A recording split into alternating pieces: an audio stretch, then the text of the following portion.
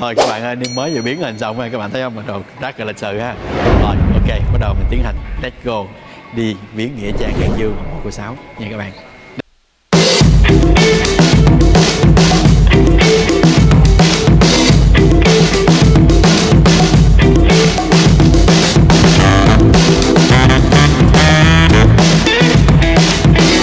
Ông Tám là danh chính nhưng chúng ta không quan hết. Chúng ta biết rằng giai đoạn thời bình trong Pháp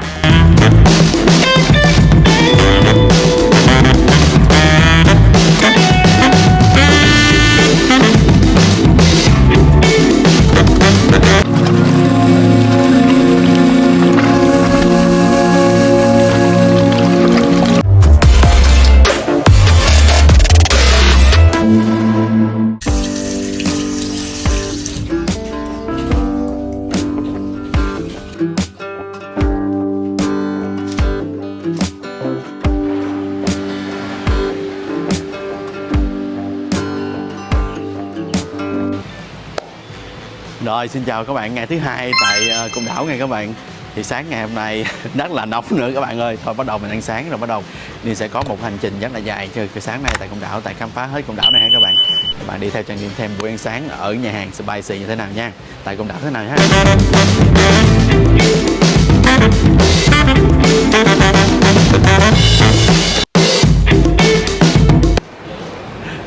Các bạn Niên xuống ngày hôm nay, nói chung là ngày qua đi quá nhiều các bạn, bữa nào hơi mệt xuống hơi trễ ha. Thì sáng ngày hôm nay đi vào đập vô mắt các bạn đầu tiên sẽ là cái quầy nước ha. Nay có món gì em? Dạ em xin chào anh.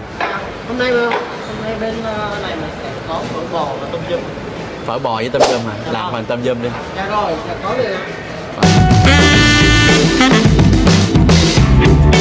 Rồi các bạn nhìn anh Chip anh làm cái phần tôm dùm nha.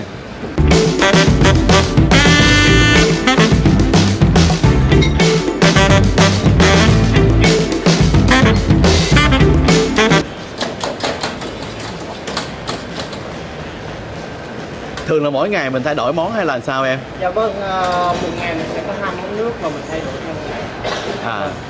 Không có ngày nào giống ngày nào. Không có ngày nào giống ngày nào luôn. Dạ vâng. Ví dụ ngày mai là món gì? Ngày mai của em sẽ là bún sườn và phở gà. Ồ wow. Dạ vâng ạ.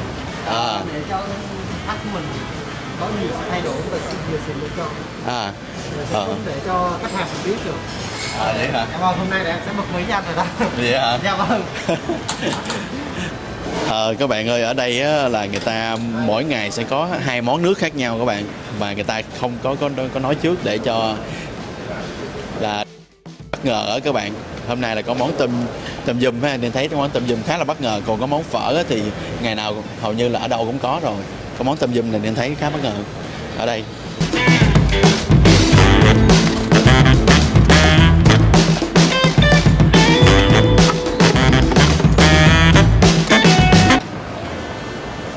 Rồi, em qua đây. Rồi. Bạn ơi, tiếp theo là mình sẽ đến những cái quầy như là cái đồ ăn rất là phương Tây ấy các bạn. Có những cái món như là thịt nguội ha, thịt trứng luộc nè, trứng luộc rồi thịt xông khói giòn ha. Rồi tiếp theo là thịt heo xông khói, bánh khoai tây chiên và xúc xích gà dưới có trứng nữa. Đó, mình thấy không? Còn đây là những cái nước súp nhưng phần trong cũng rất là ngon ha. Rồi kế bên quầy cái thịt nguội lúc nào cũng là cái quầy bánh đó các bạn. Đó. Thì ở đây có một số cái loại bánh trông rất là ngon ha. Thì nói chung ở tiêu chuẩn của những khách sạn 4 sao, 5 sao quốc tế thì nó đa phần là nó cũng tựa nhau mấy loại bánh các bạn. Thì đây ha, thì nó có mấy cái bánh Danit nè. Danit trái cây vị của một số loại. Rồi bánh Danit sô cô la. Rồi bên đó là có những cái bánh nhỏ nhỏ xinh xinh ha. Rồi tiếp tục là bánh tổ ong nè. Đó, nhìn rất là ngon không các bạn.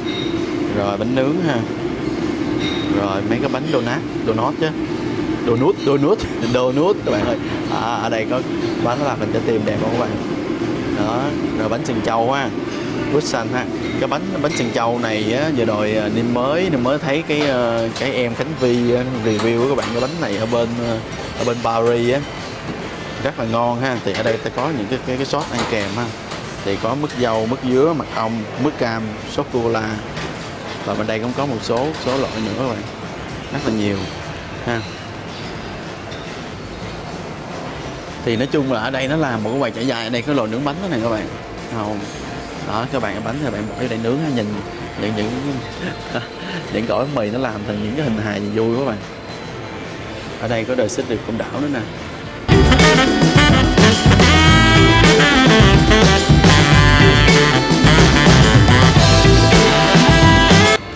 Rồi tiếp theo là cái gì? Tiếp theo mình có cái quầy salad các bạn ơi. Cái quầy này để cho các bạn chế biến salad nha. Ở đây thì rau thì người ta nhập khẩu nhưng mà được chọn lọc rất là kỹ lưỡng đó các bạn, nên là rau rất là tươi ha. Đó các bạn có thể thấy nha, rất là nhiều rồi củ ở đây nè, có dưa leo rồi có thêm cái này là để cho mình nguyên liệu nè, để cho ăn trộn salad nè. Đó có cà chua bi nè, có cà rốt, rồi có ô liu, có cải ha. Còn bên đây là có nước sốt ha, quầy nước sốt có 4 loại nước sốt luôn.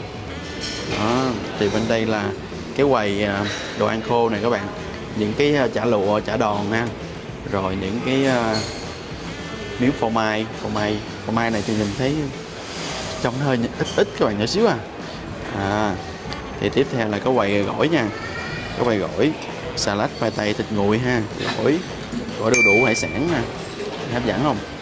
Đó sau đó tới salad trộn, wow salad trộn cũng hấp dẫn. Ở đây có quầy kim chi nữa các bạn ơi, có thêm cái quầy kim chi nữa ha, với 4 cái loại kim chi nè. Đó các bạn thấy không, cơm cuộn á, cơm cuộn nghe các bạn. Đó rất là đẹp ha. Rồi ở đây cũng có 4 cái loại kim chi ăn kèm nè. Đó.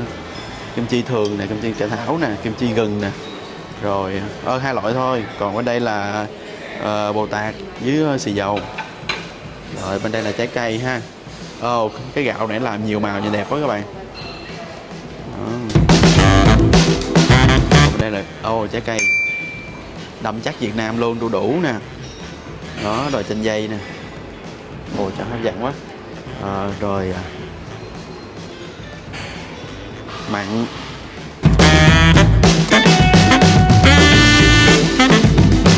Như là ổi các bạn ơi, ổi ha. Rồi có muối tiêu, có muối ớt cho mình nè. Đó rồi bên đây là có cái quầy sữa chua ha, dễ thương quá. Rồi có một số ngũ cốc nữa này các bạn, những cái hạt ngũ cốc ha. Đây là hạt bí, hạt bí xoài sấy, nho khô, rồi với mấy cái ngũ cốc để cho các bạn làm một ngũ cốc với sữa các bạn. Nè ở đây ta có sữa tươi nữa thấy không, đúng luôn, ngũ cốc thì các bạn thấy nè. Ở trong này thì cái quầy người ta làm về bánh nè. Đó bên đây là quầy nước thì có cà phê. Ở như cà phê là mình pha cho khách luôn đúng không, hay là tụi anh tự pha? Rồi dắt ly kiểu gì đúng không? Rồi nó có quầy cà phê hết các bạn, rất là thân thiện môi trường nha. Đũa ống hút đều bằng giấy hết các bạn ơi. Đó. Thì ở đây có thêm cà phê người ta trưng bày cho nhìn rõ đẹp này, có máy pha cà phê ha, có sữa luôn, bạn muốn uống sữa tươi thì uống sữa đặc thì uống. Đó có mấy cái ly, rồi có thêm cả cà phê và trà. Đó. Đây là không gian sáng này các bạn, nhìn đẹp ha, không gian này rất là xinh. Rồi kế bên đây là có quầy nước nữa, các bạn thấy không?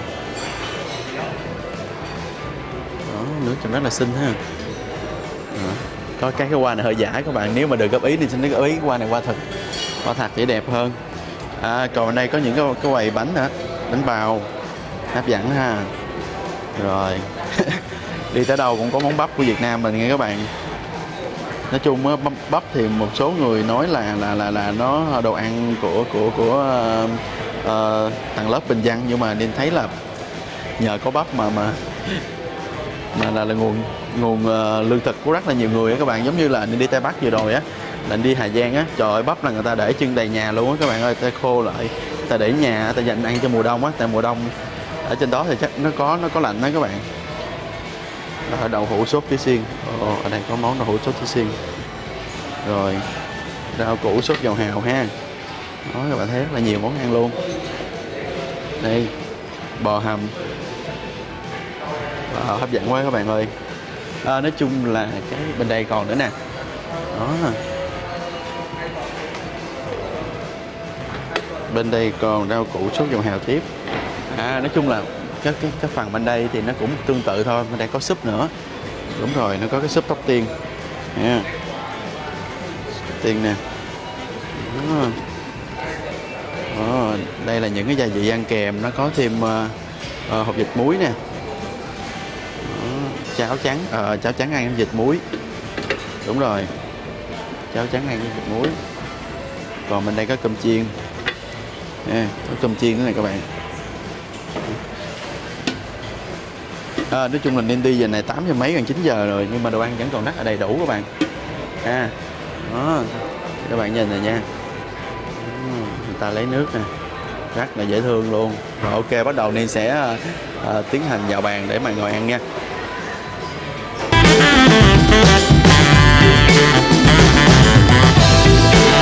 Các bạn ơi, bánh ở đây rất là ngon các bạn, nên lấy mọi thứ một cái nên thử ha. Thử mà sợ nhiều quá không các bạn. Thôi thử từ từ đi các bạn ơi, thử từ từ nha, nhưng mà nhất định là phải có cái bánh này đó. Cái bánh sừng trâu là phải có rồi đó. Nhưng mà nên thấy cái loại bánh sừng trâu này nó hơi lạ này các bạn. Cái bánh sừng trâu này là truyền thống này nha, còn cái bánh sừng trâu này hơi lạ nè, nên ăn thử cái bánh sừng trâu này cho các bạn nha. Đó, các bạn thấy không? Nó có rắc lên một cái lớp gì vậy các bạn. Trông rất là ngon ha. Rồi ok. Chứ bữa nay Ninh sẽ ăn những cái sốt mật ong, nước dâu mật ong nha. Các bạn thấy nè, đó mình sẽ lấy với sốt mật ong. Wow, nên rắc ra luôn. Nói chung cái này làm biến đó các bạn, làm biến rắc lên luôn. Còn khỏi mới công lấy thêm một cái ấy nữa. Đó, thấy không? Wow, ten. Tiếp theo là một tiết mục nên rất là thích các bạn, đó là tiết mục pha cà phê. Sáng nào này cũng uống cà phê hết, nên là tiết mục pha cà phê. Thấy các bạn. Ok. Nhưng mà nó pha cà phê thôi chứ người ta làm sẵn rồi các bạn ơi.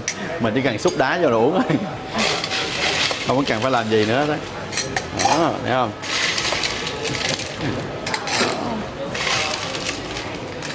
Rồi cái cà phê á, là người ta sẽ pha sẵn để đây cho các bạn nè. Đó, với một số lượng khách vừa phải thì em này nó ước lượng được ha. Nó sẽ pha những ly cà phê sẵn ở đây. Rồi xong uống thì các bạn lại lấy, các bạn bỏ đá cho các bạn uống thôi. Đó. Còn các bạn muốn uống theo những cái loại ví dụ như cappuccino, espresso rồi americano gì đó thì các bạn có thể pha bằng cái máy này. Còn thì Ninh rất là thích uống cà phê truyền thống nên là mình chỉ cần bỏ đá vô nữa là xong các bạn nha. Rồi ok. Ngoài ra thì bên em có một cái nhà hàng là The Series ở bên phía làm Hồ Bơ, là chuyên về món Âu. Thì bên đó anh có thể sử dụng và trải nghiệm các dịch vụ trong nhà hàng mình nè. Nói chung mình đặt trước mấy cái này là được giảm 10% hay sao? Dạ, hay chỉ có đồ ăn thôi? Dạ, anh đặt trước ở cái set lẩu và cái set BBQ của bên em thì sẽ được giảm giá 10%. Các bạn nhìn này nha. Tức là ở đây á, là ngày hôm qua là có rồi ha, nhưng mà ở đây á, các bạn có một cái sức BBQ và sức lẩu á, thì hôm qua sức BBQ ở ngoài cái hồ bơi ngoài trời thì nên giới thiệu các bạn rồi. Dạ. Thì nếu mà các bạn đặt trước á, đặt trong cái ngày buổi sáng này hoặc buổi trưa các bạn đang trưa á, thì sẽ được giảm này không 10%.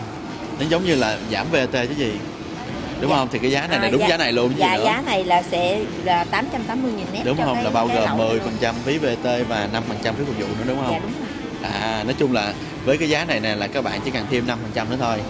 Đó, nói chung là 885.000 thì 5% của tránh 885 là khoảng 40.000 nữa, 40 mấy ngàn nữa là cộng lên là khoảng 900 mấy. Dạ. Là cái phần lẩu này gồm mấy con tôm hùm nè. Dạ là một con tôm hùm và sẽ có hải sản thêm ở trong này. Tôm bự không? Dạ một con tôm thì chờ khoảng từ 500 đến 700 gram. Tại anh cũng đang dòm ngó cái món này rồi. Dạ. Nên là anh mới hỏi kỹ. Dạ, ngoài ra thì bên em có cái set này thì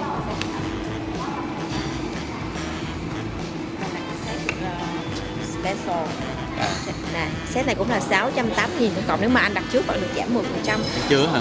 Dạ, mình dùng buổi trưa hoặc buổi tối đều được ạ. Buổi trưa hoặc buổi tối hả? Dạ. Ngoài ra thì mình sẽ có salad, 2-3 món nướng và một món tráng miệng. Rồi. Ok. Các bạn thấy resort biết khai thác tận dụng tối đa tiền của mình không các bạn? Mình chỉ cần xuống ăn sáng thôi là người ta đã giới thiệu mình tới phần ăn trưa ăn tối luôn rồi, thấy không? Tức là người ta làm dịch vụ, người ta muốn tối ưu hóa khi mà một cái người khách ở đây là phải xài hết tiền mới được đi về. Nói chung là vậy. Rồi ok, bắt đầu phần ăn sáng bữa nay nha các bạn.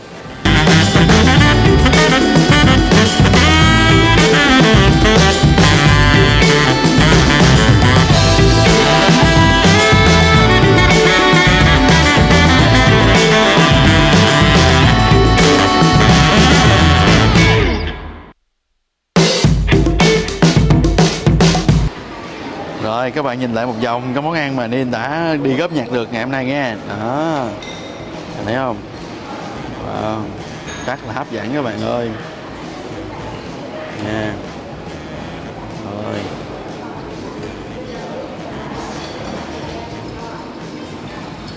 Ninh sẽ review cái món gì hôm nay là cái món tôm dùm này cho các bạn nha, tại Ninh thấy cái món này lạ, còn lại là hầu như là cơ bản nha. Với cái món bánh này Ninh sẽ review cho các bạn nè. Đó, cái bánh này mà mình thấy nó lạ đó. Thì các bạn thấy ở đây không các bạn, cái tô tôm khi người ta làm một cái tô nước ấy, rất là bự.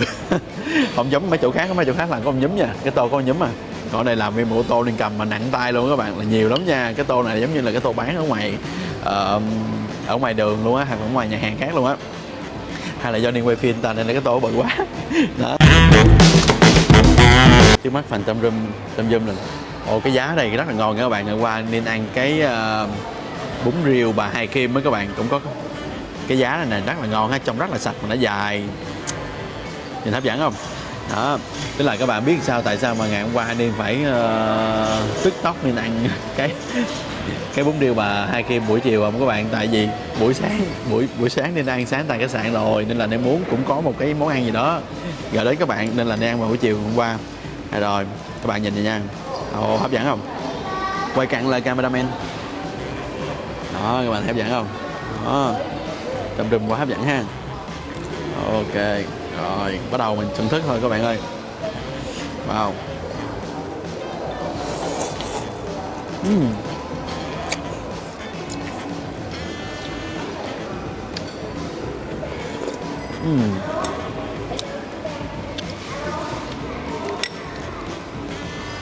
Một điểm cộng cho hải sản các bạn.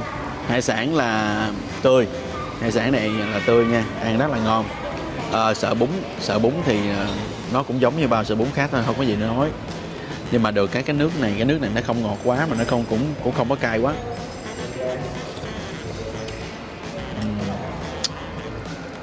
Rất là đậm vị, nó hòa quyện với cái hành cắt sợi nhỏ này các bạn.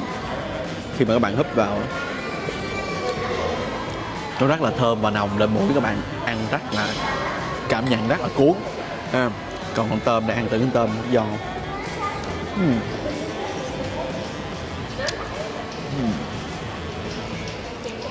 Tôm mềm giòn. Đặc biệt cái đồ hải sản đó các bạn là nó phải tươi nha, nó không tươi là mình ăn nó dở lắm. Hoặc là hải sản mà nó ngợp nó chết rồi mình ăn nó dở lắm.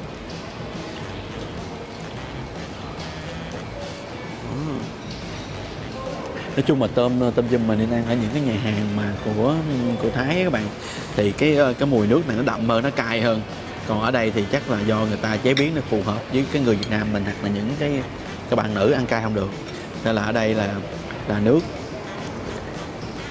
nó không có cay lắm, và với thứ hai nó cũng nhẹ hơn.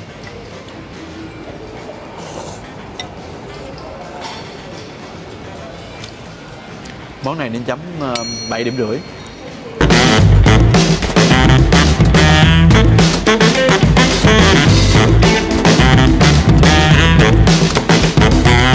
Trên cái vé của mình ghi là điểm ở chùa Cọp Pháp, nhưng mà cái tên của phía trước cổng trại giam chúng ta tham quan lại là trại Phú Tường.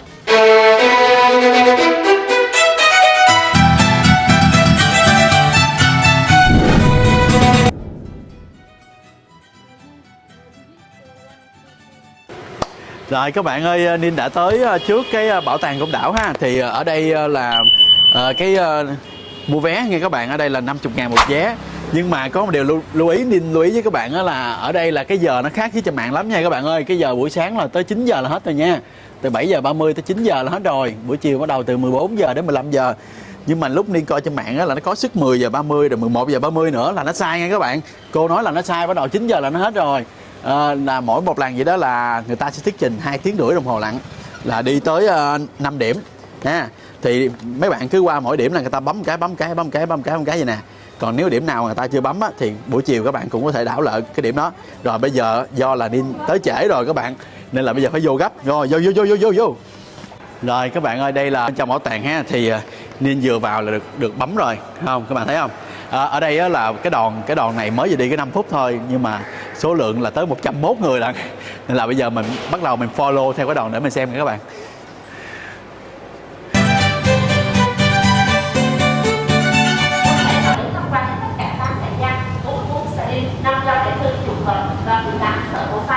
Thì trong đó sẽ có một sở, đó chính là sở Đồ Vôi các anh chị.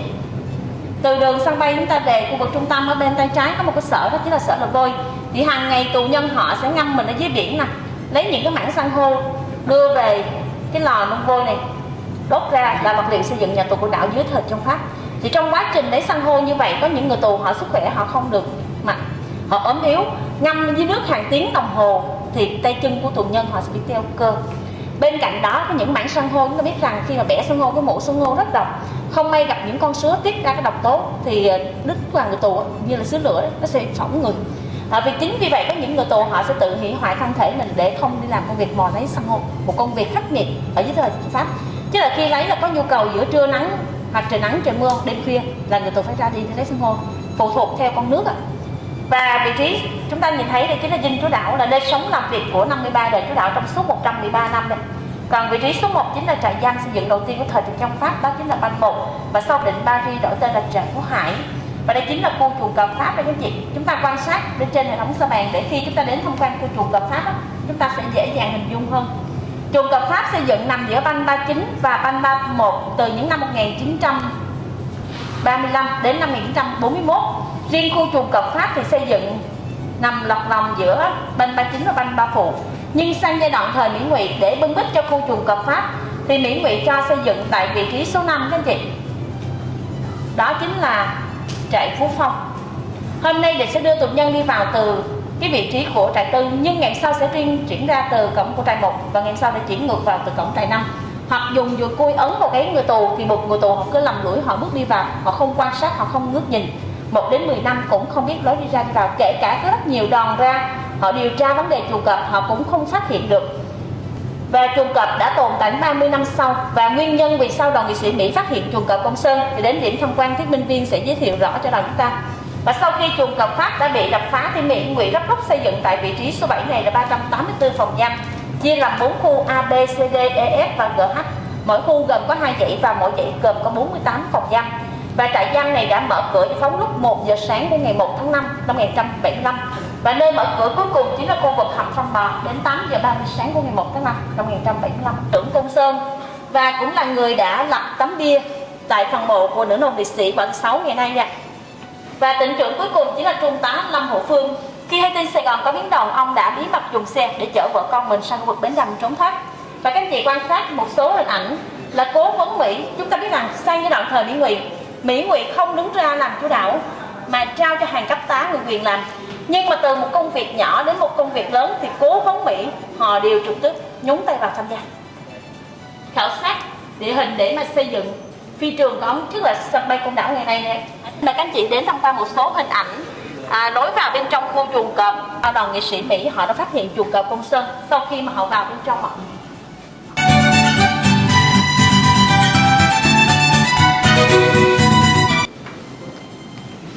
Đây chúng ta nhìn thấy là những bức ảnh đó các anh chị. Và trong lời tố cáo của năm sinh viên học sinh bảo rằng khi các ngài có ra đến Côn Sơn, hãy tìm trại giam nào có 2 lần lớp cổng. Nhưng hãy lưu ý rằng khi vào lớp cổng thứ nhất thì không nên vào lớp cổng thứ hai, vì nó sẽ như bao trại giam khác mà thôi. Hãy rẽ giữa 2 bức tường cao và bên kia sẽ có một cánh cửa nhỏ lọt lòng một người đi vào. Đó chính là nơi sẽ dẫn các ngài vào bên trong chuồng cọp. Và theo lời chỉ dẫn ấy, ngày 2 tháng 7 năm 1970, đoàn nghị sĩ Mỹ đáp phi cơ đến Côn Sơn và đích thân tỉnh trưởng Nguyễn Văn Vệ là người trực tiếp đưa đoàn đi hôm ấy. Và sau khi mà đoàn nghị sĩ Mỹ tiếp cận đến cánh cửa nhỏ này và họ đã vào được bên trong và tận mắt chứng kiến những người tù giam giữ phía dưới những phòng giam nhỏ hẹp chính là chuồng cọp. Xin mời các anh chị đến tham quan một số hình ảnh của đoàn nghị sĩ Mỹ họ chụp lại được. Chúng ta nhìn thấy đây chính hình ảnh của đoàn nghị sĩ Mỹ chuồng cọp. Và đó là tiến thẳng vào bên trong luôn.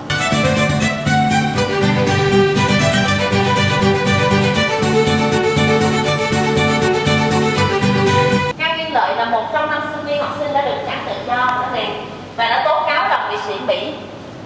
Và hiện nay đoàn Cao Nguyên Lợi đang sinh sống thành phố Hồ Chí Minh đây. Và cái sơ đồ chỉ dẫn đường đi nước bước vào khu chuồng cọp Côn Sơn. Và đây chính là hình ảnh của đoàn nghị sĩ Mỹ đứng phía trước của một cổng trại giam, đó chính là trại tư. Và sau đó họ đã vào được bên trong và tận mắt chứng kiến những người tù giam giữ. Chuồng cọp đây là khu kỷ luật, chứ bên trong này không có nhốt cọp. Có nghĩa là những người tù khi giam giữ ở phía dưới phòng giam, họ ngước nhìn lên trên giống như một lồng sắt nhốt một con thú, và người tù phía mình giống như một loại thú đang nhốt trong cái lồng. Và mượn hình ảnh con cọp là một loại thú hung dữ khó phục được, để nhằm báo rằng được là những người tù ở đây sẽ không dễ dàng khuất phục trước những trận đòn mua chuộc của địch tại đây. Do đó đặt tên gọi là chuồng cọp và xây dựng dưới thời trong Pháp tên gọi là chuồng cọp Pháp. Và khi mà vào bên trong thì đây chính là hình ảnh của nhà sư Thích Thành Tuệ, gọi là Nguyễn Thới đấy. Ông đã đứng lên tố cáo đoàn của nghị sĩ Mỹ 3 tháng liền chúng tôi chưa được ăn rau. Và kèm theo đó là hình ảnh của một bà lão hơn 60 tuổi gọi là má xá mù, bà Nguyễn Thị Chị, quê Quảng Nam. Địch tra tấn bà cách nhỏ mũ xương rồng vào đôi mắt của bà. Và sau đó đây là con đảo kèm với lần tra tấn của bột thì đôi mắt của bà đã bị mù đi. Sau ngày giải phóng được bảo tàng chứng tích chiến tranh tại thành phố Hồ Chí Minh nhận chăm sóc phụng dưỡng và bà mất vào ngày 8 tháng 3 năm 2011 vậy. Và đây, các anh chị thấy là bên trên các chị đây chính là khạc nước bẩn này. Cái thùng gỗ này là thùng vôi bột, đây chính là vùng vôi bột. Đó chính là phương tiện dụng cụ địch sử dụng để tra tấn người tù ở phía dưới những phòng giam nhỏ hẹp chuồng cọp. Còn những cô nữ sinh giam giữ trong khu chuồng cọp Pháp. Và sau khi đoàn nghị sĩ Mỹ phát hiện thì những kênh thông tin truyền thông và những tờ báo tiến bộ của Mỹ đã tố cáo vấn đề chuồng cọp. Một lần Tổng thống Nguyễn Văn Thiệu để soi dịu làn sóng đấu tranh, bây giờ đã ra định tháo dỡ một phần chuồng cọp và tuyên bố cả thế giới rằng chuồng cọp chỉ trong ảo ảnh của thời kỳ trong Pháp mà thôi, còn Côn Sơn ở đây một trại hiện đại. Và sau đó cho dỡ những dàn song sắt này và tuyên bố cả thế giới để chứng tỏ rằng chuồng cọp không còn nữa. Và khi mà chúng ta đến tham quan chuồng cọp, chúng ta trùng tu lại để chúng ta hình dung được cái chuồng cọp như thế nào. Và sau lưng đoàn chúng ta chính là chế độ sinh hoạt ăn uống của tù nhân. Thức ăn tù nhân chủ yếu là những con khô một tương ôn nóng nóng thôi. Bên cạnh đó còn trộn hấp đá sạn vào bên trong. Và xin mời đoàn chúng ta đến tham quan một số cái hiện vật đây. Cái còng của thời trong Pháp là còng trơn, nhưng mà sang thời Mỹ là còng răng cưa các chị. Còng răng cưa sắc bén sẽ cứa vào tay người tù. Đây là còng tay và còng chân. Và xăng tay bằng kim loại sử dụng đây để mà cho đàn áp cho bắn người tù.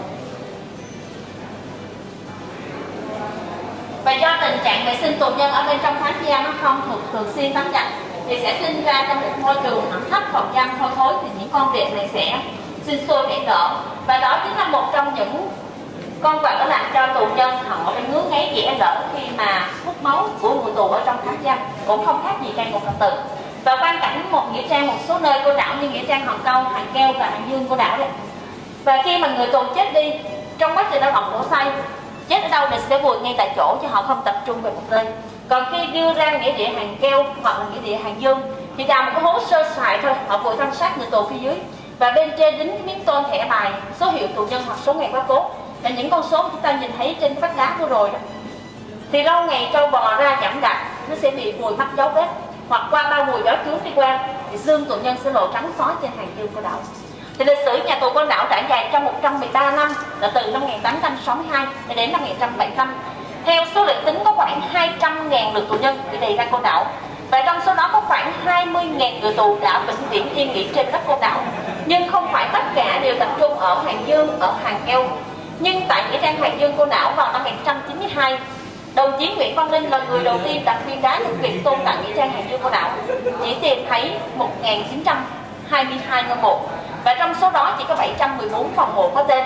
Còn riêng tại nghĩa địa Hàng Keo, các chị biết rằng diện tích đây 97.000 m², theo số liệu tính có khoảng 10.000 tù nhân. Khoảng 10.000 tù nhân đã vùi chôn thân xác ở đây. Nhưng khi chúng ta quy tập về Hàng Dương Côn Đảo chỉ tìm thấy được 74 hài cốt.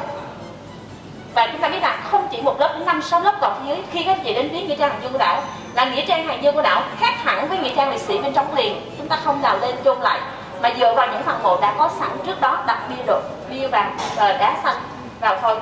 Do đó mộ không nằm theo một hàng lối thứ tự, chỉ riêng khu D phần 1 quy tập thì theo hàng lối thứ tự nhất định.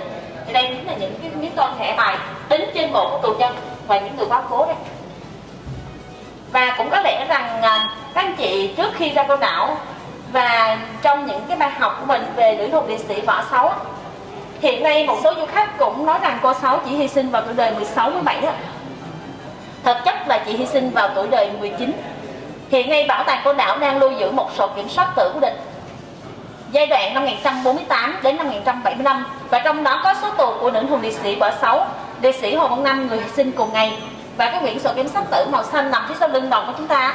Và điểm cuối tham quan của bảo tàng sẽ đến tham quan cái không gian khánh tiết của nữ hùng liệt sĩ Võ Sáu, và chúng ta sẽ xem lại cái trang sổ kiểm soát tử này, và chúng ta sẽ xác minh cô Sáu hy sinh vào tuổi đời bao nhiêu.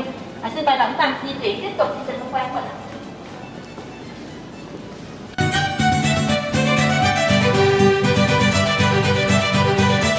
Gọi là trận tiến và trường học, thì ở đâu áp bức ở đó có đấu tranh, và khi đấu tranh đòi hỏi phải có một tổ chức đứng ra lãnh đạo tù nhân. Từ nhu cầu thực tế của nhà tù Côn Đảo thì năm 1932 tại khán giam số 7 của Ban 1 là nơi thành lập chi bộ đầu tiên tại nhà tù Côn Đảo, và do đồng chí Nguyễn Thới làm bí thư. Và lần lượt là những chi bộ ra đời, như chi bộ mang tên cố tổng bí thư Lê Hồng Phong ra đời vào năm 1963, và đến năm 1972 đã thành lập đảng bộ mang tên người chiến sĩ kiên cường Lưu Chí Hiếu. Và đồng chí Lưu Chí Hiếu là người hy sinh cuối cùng trong chiến dịch chống ly khai đảng vào năm 1961 tại nhà tù Côn Đảo. Và chúng ta biết rằng trong giai đoạn chống ly khai tại nhà tù Côn Đảo vào năm 1957 đến năm 1961 là thời điểm mà tỉnh trưởng Bạch Văn Bốn, và ông từng tuyên bố rằng có mối thù không đội trời chung với cộng sản, và đã ra sức đàn áp tù nhân. Và sau đó địch đã thanh lập những chiến sĩ kiên cường đưa về chuồng cọp Pháp giam giữ. Và chúng ta quan sát bên trên chính là những bút tích chống ly khai của những người chiến sĩ kiên cường khi giam giữ tại chuồng cọp. Mặc dù với những dòng chữ dài ngắn khác nhau, nhưng họ cùng chung một quan điểm lập trường, đó chính là tôi không thể ly khai được. Và người hy sinh cuối cùng đó chính là đồng chí Lưu Chí Hiếu, quê hương Nam Định. Và tại chuồng cọp Côn Đảo, nhiều lần ông tự bức tử bằng cách dập đầu mình vào tường, nhưng không thể hành động vì sức lực của ông đã cạn kiệt rồi. Và địch đã liên tục trút nước vào cơ thể ông hơn 40 chậu nước lạnh vào đêm của ngày 24 tháng 12 năm 1961. Và ông bảo rằng tụi bay còn bao nhiêu nước cứ dội vào người ta không chấp nhận ly khai. Và chính trận đòn tra tấn đó thì đồng chí Lưu Chí Hiếu đã hy sinh tại nhà tù Côn Đảo. Và hiện nay phần mộ của đồng chí yên nghỉ tại khu B2 của nghĩa trang Hàng Dương của đảo. Và các anh chị quan sát bút tích của ông già chuồng cọp Cao Quang Ngọc ấy, ông đề 64 tuổi, thì chúng ta biết rằng trong thời khắc lịch sử đó, sức lực cạn kiệt, ăn uống thiếu thốn, cai ngục trật tự luôn tìm mọi cách để mà triệt để những người chiến sĩ kiên cường.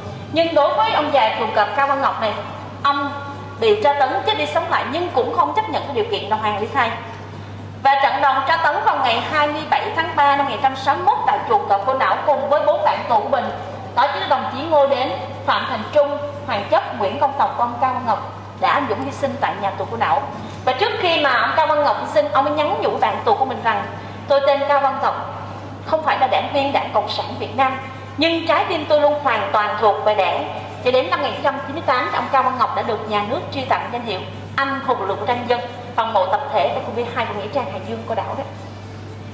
Và chiến dịch này chấm dứt thì nhà tù Côn Đảo có 5 bạn tù được đồng đội của mình phong tặng 5 ngôi sao sáng toàn thắng, gồm có đồng chí Nguyễn Minh, đồng chí Lê Văn Một, đồng chí Phạm Quốc Sắc, đồng chí Nguyễn Thuận và đồng chí Phan Trọng Bình. Và tỉnh trưởng Bạch Văn Bốn lúc bây giờ phải tự thú với những người chiến sĩ kiên cường tại chuồng cọp Côn Đảo rằng: sắt thép trên con đảo này tôi có thể nung chảy được, nhưng ý chí sắt đá của con tôi không thể nào lay chuyển nổi. Và tí nữa thì đoàn ta sẽ đến tham quan khu chuồng cọp Pháp, và chúng ta sẽ nhìn thấy được cảnh tượng của những người tù khi giam giữ tại đây như thế nào. Xin mời các anh chị ta di chuyển.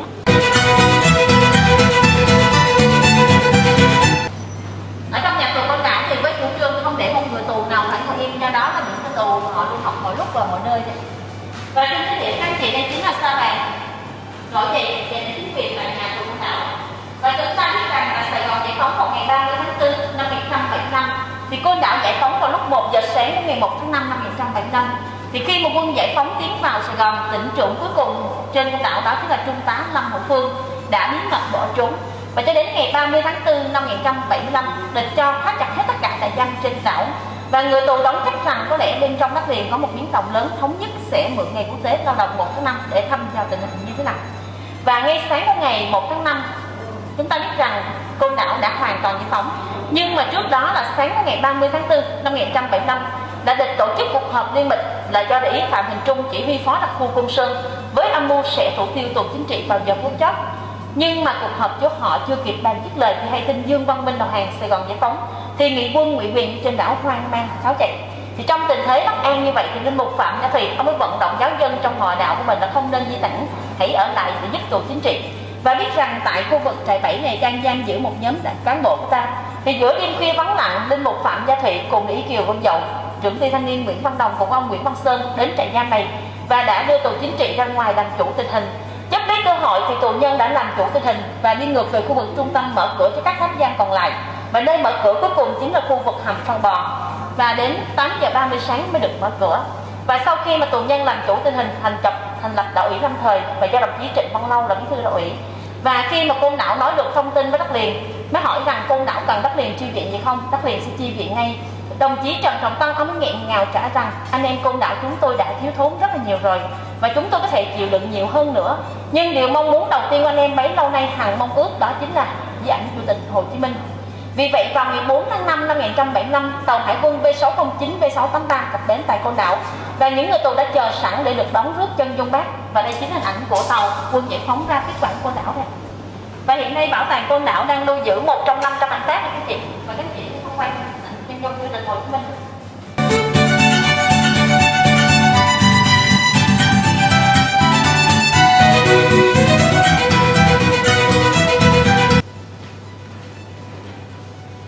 Và khi mà Côn Đảo giải phóng thì chiều của ngày 4 tháng 5 năm 1975 thì những người tù cũng lần lượt đón trở về liền luôn ạ.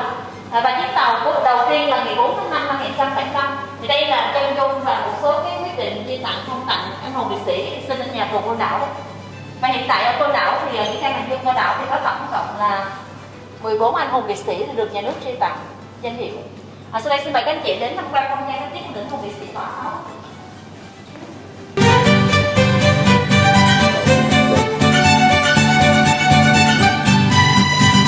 Không gian khánh tiết của nữ hùng liệt sĩ Võ Sáu và được giấy trang sổ kiểm soát tử và ký hiệu số tù của chị Sáu là ký hiệu G267, tên Võ Thị Sáu, ngày hành quyết 23/1/52 7 giờ sáng, ký hiệu G248 Hồ Văn Năm 23/1/52 7 giờ sáng. Võ Thị Sáu sinh năm 1933 tại quê hương Bà Rịa Vũng Tàu, sinh ra lớn lên trên quê hương giàu truyền thống cách mạng. Thì năm 14 tuổi chị Sáu đã gia nhập tập ngoan xung phong của quận Đất Đỏ và tham gia phá rề Triệt Giang. Và chị Sáu lập rất nhiều chiến công, đồng bào Đất Đỏ khen ngợi Việt binh xuất quỷ nhập thần và chị Sáu được tuyên dương trước đồng đội. Đến tháng 2 năm 1950, trong một trận tập kích diệt hai tên ác ôn là Cả Suốt và Cả Đây, thì không may trong số lô đạn ấy có quả lô đạn không nổ và chị Sáu đã sao tay giặc. Bắt được chị Sáu và địch tra khảo rất dã man và đã mở ra một phiên tòa để hình xét xử với bản án tử hình. Nhưng mà lực của nước Pháp bây giờ là không tử hình nữ tù dưới tuổi thành niên, vì vậy mới giam chị Sáu 2 năm tại Khánh Thiên Hoàng. Để tỏ rõ cho việc thúc đẩy cuộc chiến tranh xâm lược và trả những trận đòn thua đau, tháng Giêng năm 1952 cực chân Pháp tiến hành xử bắn hàng loạt các chiến sĩ cách mạng Việt Nam, và trong đó có nữ hùng liệt sĩ Võ Sáu và liệt sĩ Hồ Văn Năm. Và ngày 21 tháng 1 năm 1952, cực chân Pháp đưa chị Sáu từ Vũng Tàu đến Côn Đảo, và lúc bấy giờ là chú Đảo Giáp Ti ra định giam chị Sáu tại sở cò, tức là sở cảnh sát tư pháp của thực dân Pháp.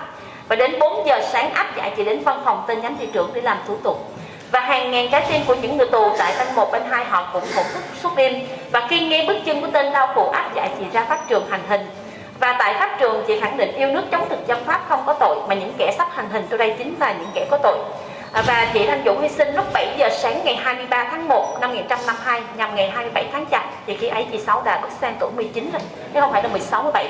Thì sau khi mà chị Sáu hy sinh, nhiều tác phẩm nghệ thuật ra đời tấm gương hy sinh của người thiếu nữ anh hùng, như Tiếng hát từ địa ngục Côn Lôn hoặc là Biết ơn của anh Sáu nhạc sĩ Nguyễn Tài. Kể cả bức tranh của họa sĩ Lê Minh vẽ chị Sáu đang hiên ngang trước pháp trường và lính Lê Dương đang đưa chị ra pháp trường hành hình. Thì đối với người dân Côn Đảo vào ngày mùng 1 ngày rằm kẻ kĩa đêm giao thừa thì người dân Côn Đảo đều đến phòng mộ chị, và thứ hai là an sô miếu là thắp hương cầu an cho gia đình mình, và kể cả một số người dân khi có dịp ghé ra vào đảo trú gió bảo họ cầu an cho chuyến ra khơi của mình. Sau khi các chị tham quan bảo tàng Côn Đảo, xin mời các anh chị và di chuyển ra ngoài đến tham quan khu biệt lập chuồng cọp Pháp ạ. Và chủ đề bên ngoài Côn Đảo ngày nay thì là sự phát triển Côn Đảo sau ngày giải phóng.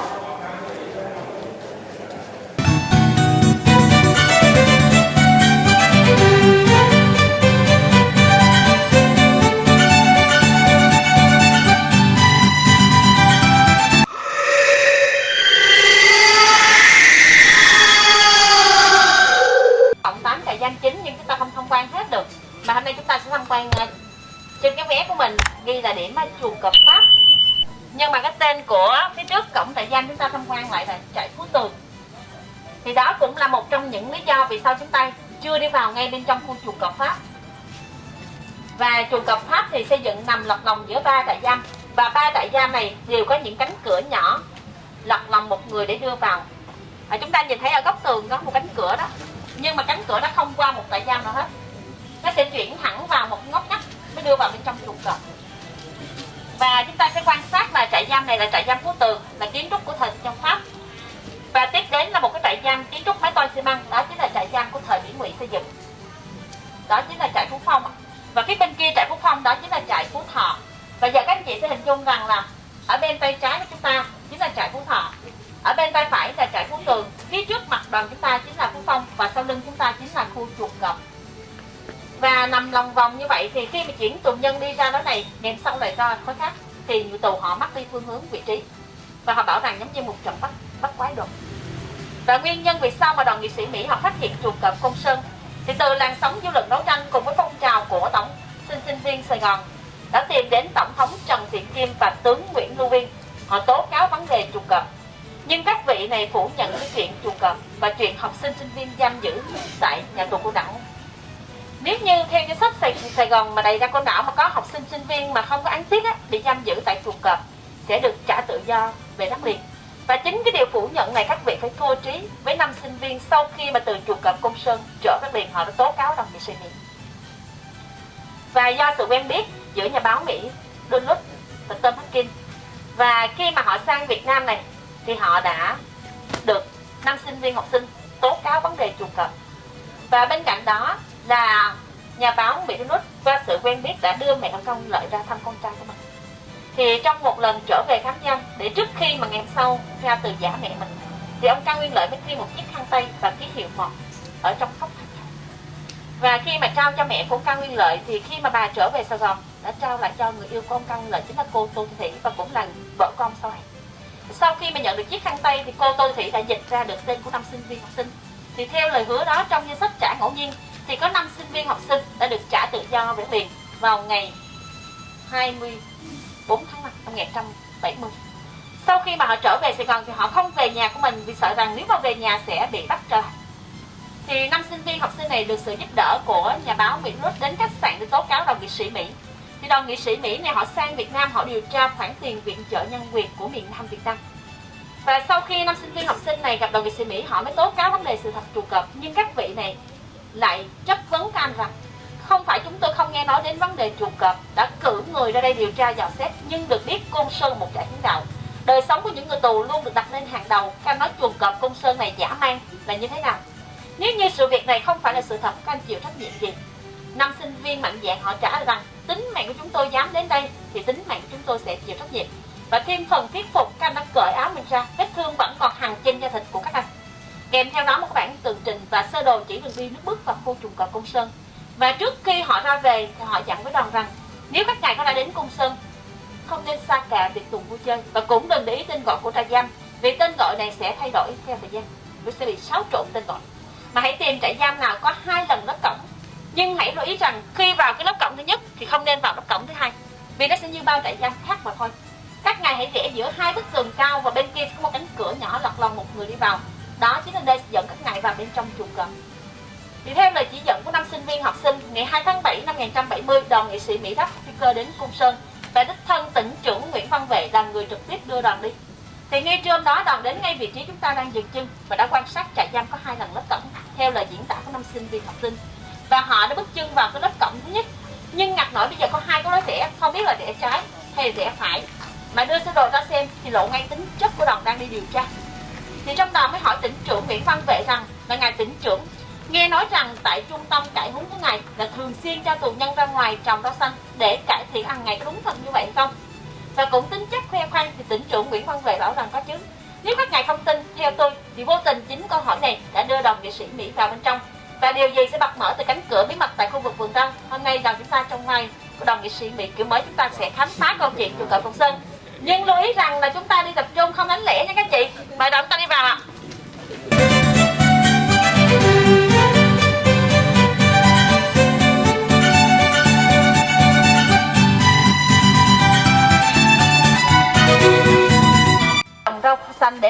mòn dẫn từ bên ngoài đi vào bên trong, hay là kể cả cánh cửa này sẽ bưng bít bằng cách cho chắc củi xung quanh cánh cửa.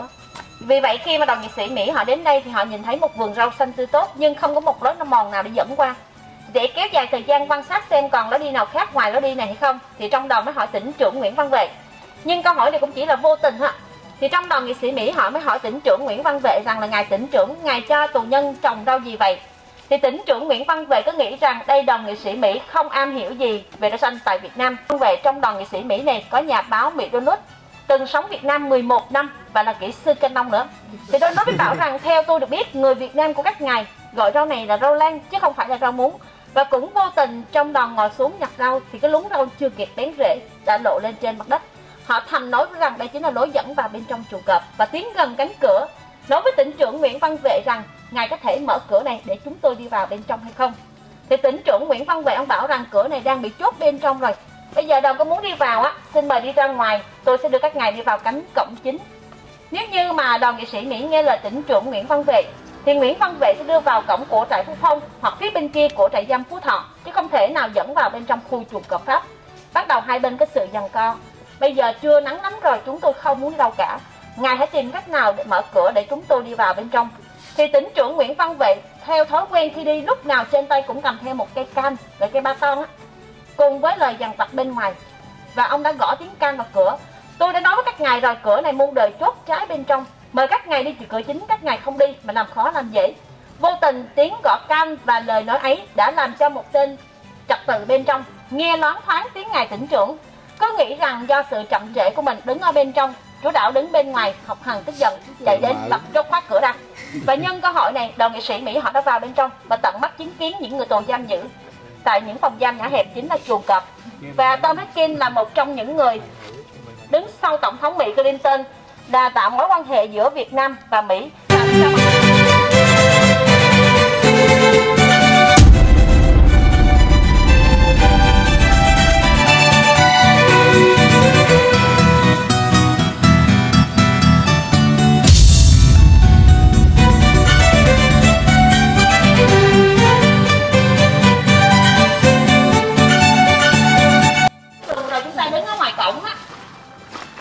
Còn cái lối này sẽ trực tiếp ra bên ngoài, vừa rồi có cái cửa nhỏ và em đã chỉ cho đoàn á. Và bức tường sẽ nối liền với bức tường cổng đầu tiên chúng ta đứng ở bên ngoài. Và đây chính là một trong những lối nhỏ dẫn tù nhân từ cổng trại giam Mộc Châu Nam vào bên trong khu chuồng cọp Pháp. Còn khi chúng ta tiến thẳng đến cánh cửa đầu tiên là cũng là khu chuồng cọp 1, đây là khu chuồng 2, cũng bức tường đi như vậy, cũng có lối dẫn vào như vậy. Và khi chúng ta tiến sang cánh cửa thứ hai sẽ có một trại giam khác. Bây giờ chúng ta dễ dàng nè. Ở bên tay trái là Phú Thọ, chúng ta đi vào, bên tay phải là Phú Từ. Phía trước mặt là chúng ta là Phú Phong và sau lưng chúng ta chính là chuồng cọp. Chuồng cọp này gồm có 120 phòng giam cắm cố chia làm 2 khu, chuồng cọp 1 và chuồng cọp 2 với diện tích là hơn 5.000 m2 ạ. Xin mời các anh chị ta lên bên trên này. Mình chia hai lối bên kia đi lên.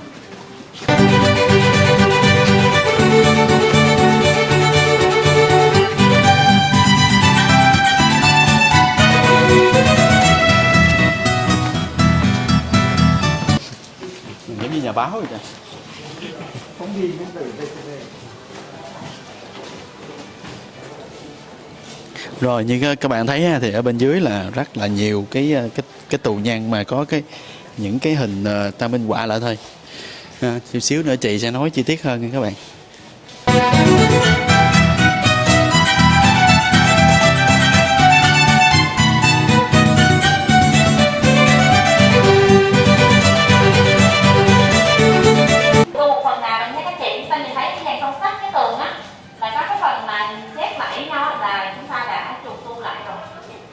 Và đây chính là khu chuồng cọp 2, thì mỗi khu gồm có 60 phòng giam cắm cố và phía bên ngoài là 2 dãy phòng tắm nắng có phạt tù nhân phơi nắng phơi mưa bên ngoài. Và bên trên chính là cái thùng vôi bột và cái khạc đó là khạc nước bẩn, là dụng cụ cho tắm tù nhân ở thời trời trưa nắng này. Trưa nắng thì sẽ cắt vôi bột xuống, sau đó phối nước bẩn vào sẽ lỡ hết nước bẩn trên thành tù.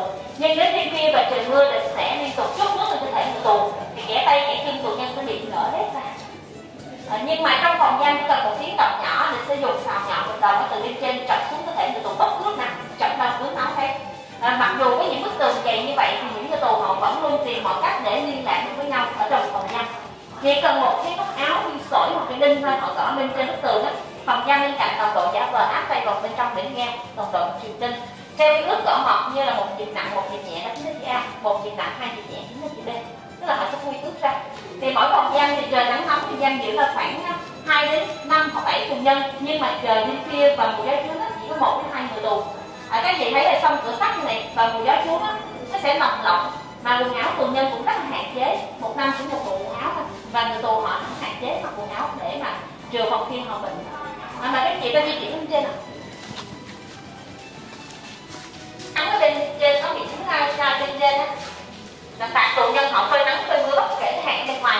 Thời điểm này bây giờ đã 11 giờ trưa rồi, thì ở trong đó 12 giờ không còn bóng mát nào để đi xuống cái nắng rồi. Phòng giam số 26 là giam giữ cô Võ Thị Thắng.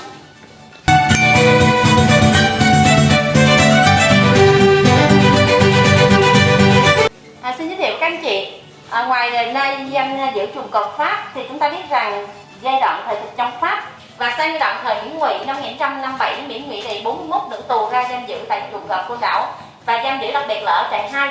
Nhưng mà đến năm 1969 thì bắt đầu có nữ tù giam giữ tại chuồng cọp, gồm có 342 nữ tù, trong đó có 2 cháu bé cùng với mẹ ra giam giữ tại đây. Thì phòng giam số 35 từng giam giữ là cô Trương Mỹ Hoa, và phòng giam số 26 từng giam giữ cô Võ Thị Thắng. Và mỗi phòng giam nữ tù cũng trung bình giam giữ là khoảng 2 đến 5 nữ tù, và bên trên là phạt nước bẩn vo bột và sào nhọn bệnh đồng tra tấn giống như nam tù. Nhưng bên cạnh đó địch còn tra tấn nữ tù đánh vào đặc điểm sinh lý phụ nữ, là tịch thu hết tất cả những vật dụng sinh hoạt cá nhân. Vì vậy đến chu kỳ kinh nguyệt hàng tháng không có vật dụng sử dụng thì các cô phải xé quần áo mình ra, từ một quần dài vào một quần cụt, hoặc cái áo chỉ còn một cái áo cánh mà thôi. Và phải rèn luyện việc đi đại tiện trước sau đó đi tiểu tiện để chặt lửa những mảnh vải này không khô và tiếp tục sử dụng cho những lần tiếp theo. Nhưng không chỉ một cô diễn ra bên trong cái chu kỳ kinh nguyệt hàng tháng đâu, những lúc lên đến 3-4 cô thì họ phải thay nhi phiên nhau ngồi trên thùng vệ sinh, cái thùng gỗ các chị, và dục bịch ni lông hứng huyết trút ngược vào bên trong. Nhưng mà cái thùng vệ sinh đó không chỉ có mục đích là để trữ phân nước giặt rửa, mà là nơi trữ nước và kể cả thức ăn sinh hoạt của tù nhân ở trong phòng giam. Và điều bất lợi đó thì làm cho những cô nữ tù kèm theo những trận đòn tra tấn ở nhà tù Côn Đảo khi trở về cuộc sống bình thường mất đi thiên chức và mẹ của mình. Và trong một lần xáo trộn tại khám giam thì bà má Sáu Mù đã bị đưa về phòng giam của các cô nữ tù chịu điều kiện ly khai. Thì đối với những người tù bây giờ ăn chỉ là những con khô một tương ôi mắm đắng mà thôi. Nhưng với những người mà đã chấp nhận điều kiện đầu hàng ly khai thì phần ăn nó sẽ hơn những người tù còn lại. Thì trong đó nó có cả trứng luộc và rau. Thì các cô mới nhường cho bà má Sáu Mù này. Nhưng mà vừa bưng bát cơm lên thì bà cảm nhận được bát cơm này không phải là những con khô một tương ôi mắm đắng, và yêu cầu đã trả mình về bên trong phòng giam của tập thể nữ tù tại chuồng cọp Côn Đảo. Và nữ tù chuồng cọp Côn Đảo được xem như là ngọn cờ hiệu triệu cổ vũ tinh thần đấu tranh đến ngày Côn Đảo hoàn toàn giải phóng ngày 1 tháng 5 năm 1975. Và phòng giam số 34 có một cô nữ tù tham gia đấu tranh tuyệt thực đến ngày thứ 10, được kết nạp đảng trong nhà tù Côn Đảo, nhưng mà do sức khỏe không thể nào đứng lên tuyên thệ, đồng đội đứng lên tuyên thệ của cô. Xin mời các anh chị, ta chia làm hai hướng, ta đến tham quan phòng tắm nắng phía bên ngoài các chị. Các chị mình đổ thùng vệ sinh đây ạ.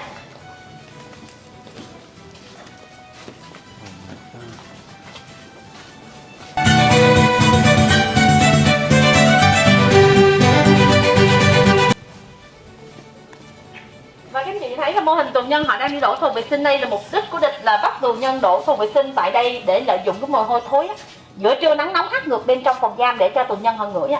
Và trong quá trình đi đổ thùng vệ sinh như vậy thì những người tù nào khỏe họ cử ra để làm công việc này và có thể trao đổi được cái thông tin ở bên ngoài vào bên trong. Và kể cả cái việc mà đổ thùng vệ sinh mà lợi dụng cây ngục trật tự mà không để ý, nhanh tay nhổ cỏ mọc ở ngoài đó, là cất giấu bên trong người của mình hoặc là bỏ bên trong miệng mình dùng ngay, để vô tình mà cây ngục trật tự phát hiện được, bảo rằng đây là cỏ quốc gia trồng, không chào cờ thì không được ăn. Thì khi mà hành động nhổ cỏ bỏ bên trong miệng mình dùng rất là nhanh thì nó sẽ kéo theo một số cái vấn đề như là bụi và rác.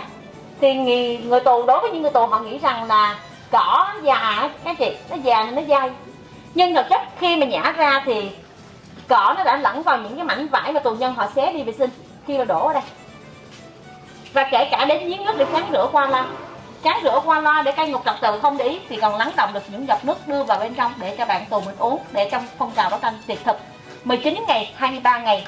Nhưng mà chúng ta biết rằng khi đấu tranh tuyệt thực như vậy thì những người tù họ cũng sẽ làm công tác binh vận, họ vận động những cây ngục trật tự có cảm tình đối với tù chính trị, họ giúp đỡ những người tù bởi những lon sữa, những giọt nước, kể cả những viên thuốc đi bên trên họ vứt vội xuống ở khám giam, thì những viên thuốc đó sẽ cứu sống được bao nhiêu bạn tù ở trong khám giam. Vì vậy trong phong trào đấu tranh tại nhà tù Côn Đảo, tuyệt thực người tù giành lấy thắng lợi là như vậy. Và chúng ta biết rằng đối với những người tù khi mà ăn cơm các anh chị, khẩu phần cơm và kể cả là nước uống chỉ trong vòng khoảng 5 phút thôi, nhưng mà trong cơm của tù nhân còn trộn thóc đá sạn vào bên trong nữa. Vì vậy người tù muốn ăn cơm thì họ phải cho nước vào bên trong để cát sạn lắng xuống phía dưới, còn trống có thể nổi bên trên, họ vớt cái phần đó để ăn. Nhưng mà thời gian ăn và thời gian uống nước thì nó rất là hạn chế, mà nước sôi nữa, không thể nào uống được nước. Vì vậy người tù phải nhịn khát để trở bên trong phòng giam. Và công tác binh vận của những người tù đây họ rất là khéo léo, làm sao. Và trong đó là có bác Huỳnh Thiện Hòa. Bác Huỳnh Thiện Hòa là một trong những người là được cây ngục thập tự ở bên trong khám giam vứt từ WC xuống, và hiện nay bác đang sinh sống tại thành phố Vũng Tàu, và bác cũng là nguyên chủ tịch Ủy ban nhân dân huyện Côn Đảo, và cũng là người đã về tận quê hương đất đỏ của chị Sáu, đưa cây Likima từ quê hương chị Sáu ra trồng để đến ngày hôm nay ở phía trước phòng 1 của chị Sáu ạ. Xin mời các anh chị tiến thẳng lên trên. Chúng ta quan sát phía bên ngoài đây gọi phòng tắm nắng cho các anh chị.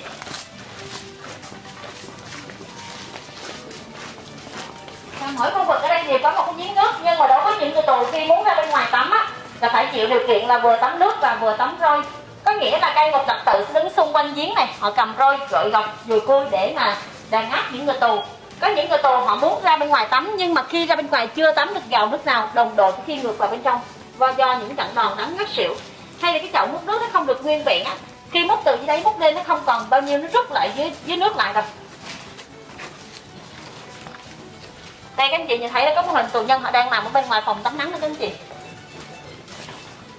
Nếu các anh chị mà tham quan nhà tù ở Phú Quốc thì chúng ta biết rằng tại Phú Quốc cũng có một cái chuồng cọp, nhưng mà cái chuồng cọp ở Phú Quốc là một cái lồng sắt nằm ở ngoài trời. Do đó khi mà người tù muốn đi vệ sinh là họ sẽ đào một cái hố ngay tại chỗ để mà họ đi vệ sinh, xong rồi họ sẽ lắp lại, và những người tù ở đó họ cũng sẽ khó có thể nào mà xoay sở cơ thể mình lại được. Nhưng mà hình thức tra tấn ở Phú Quốc á, là rút móng tay, móng chân, nhổ răng, đóng đinh cơ thể tù nhân hoặc dùng chảo nước sôi. Nhưng riêng ở Côn Đảo thì hình thức đó không áp dụng đến, kể cả chuồng cọp Pháp Côn Đảo không áp dụng đến. Và đây là một trong những kiểu tra tấn, đó chính là tra tấn túi trụ. Họ tra tấn tù nhân làm sao cho người tù kiệt quệ thân xác, rã rời về ý chí, mòn mỏi về tinh thần, nhằm đánh gục lý tưởng và ý chí đấu tranh của tù nhân. Đó chính là kiểu tra tấn tứ trụ ạ. Xin giới thiệu các anh chị thì sang giai đoạn thời Nguyễn Ngụy, từ những cái phòng tắm nắng thì Nguyễn Ngụy cho trổ mái bên trên và chuyển thành là hầm đá nổi. Một bên giam giữ nữ tù, một bên giam giữ nam tù ạ. Và các cô nữ tù này từng giam giữ ở nhà lao Chí Hòa, Tân Hiệp. Và khi mà hay tin Chủ tịch Hồ Chí Minh qua đời, các cô đã tổ chức để tang bác. Sau đó địch đã thanh lọc ra và đẩy ra nhà tù Côn Đảo giam giữ tại chuồng bò. Và do còng xiềng cắm cố lâu ngày thì chân của các cô bị teo cơ, địch mới đưa về hầm đá nổi của chuồng cọp giam giữ. Thì tại đây có cô Lê Hồng Vân, tiểu đội trưởng của đội mang tên Lê Thị Riêng, người đã tổ chức học di chúc của bác vào ngày 19 tháng 5 năm 1970. Và bên cạnh đó chính là bệnh xá giam giữ nam tù. Và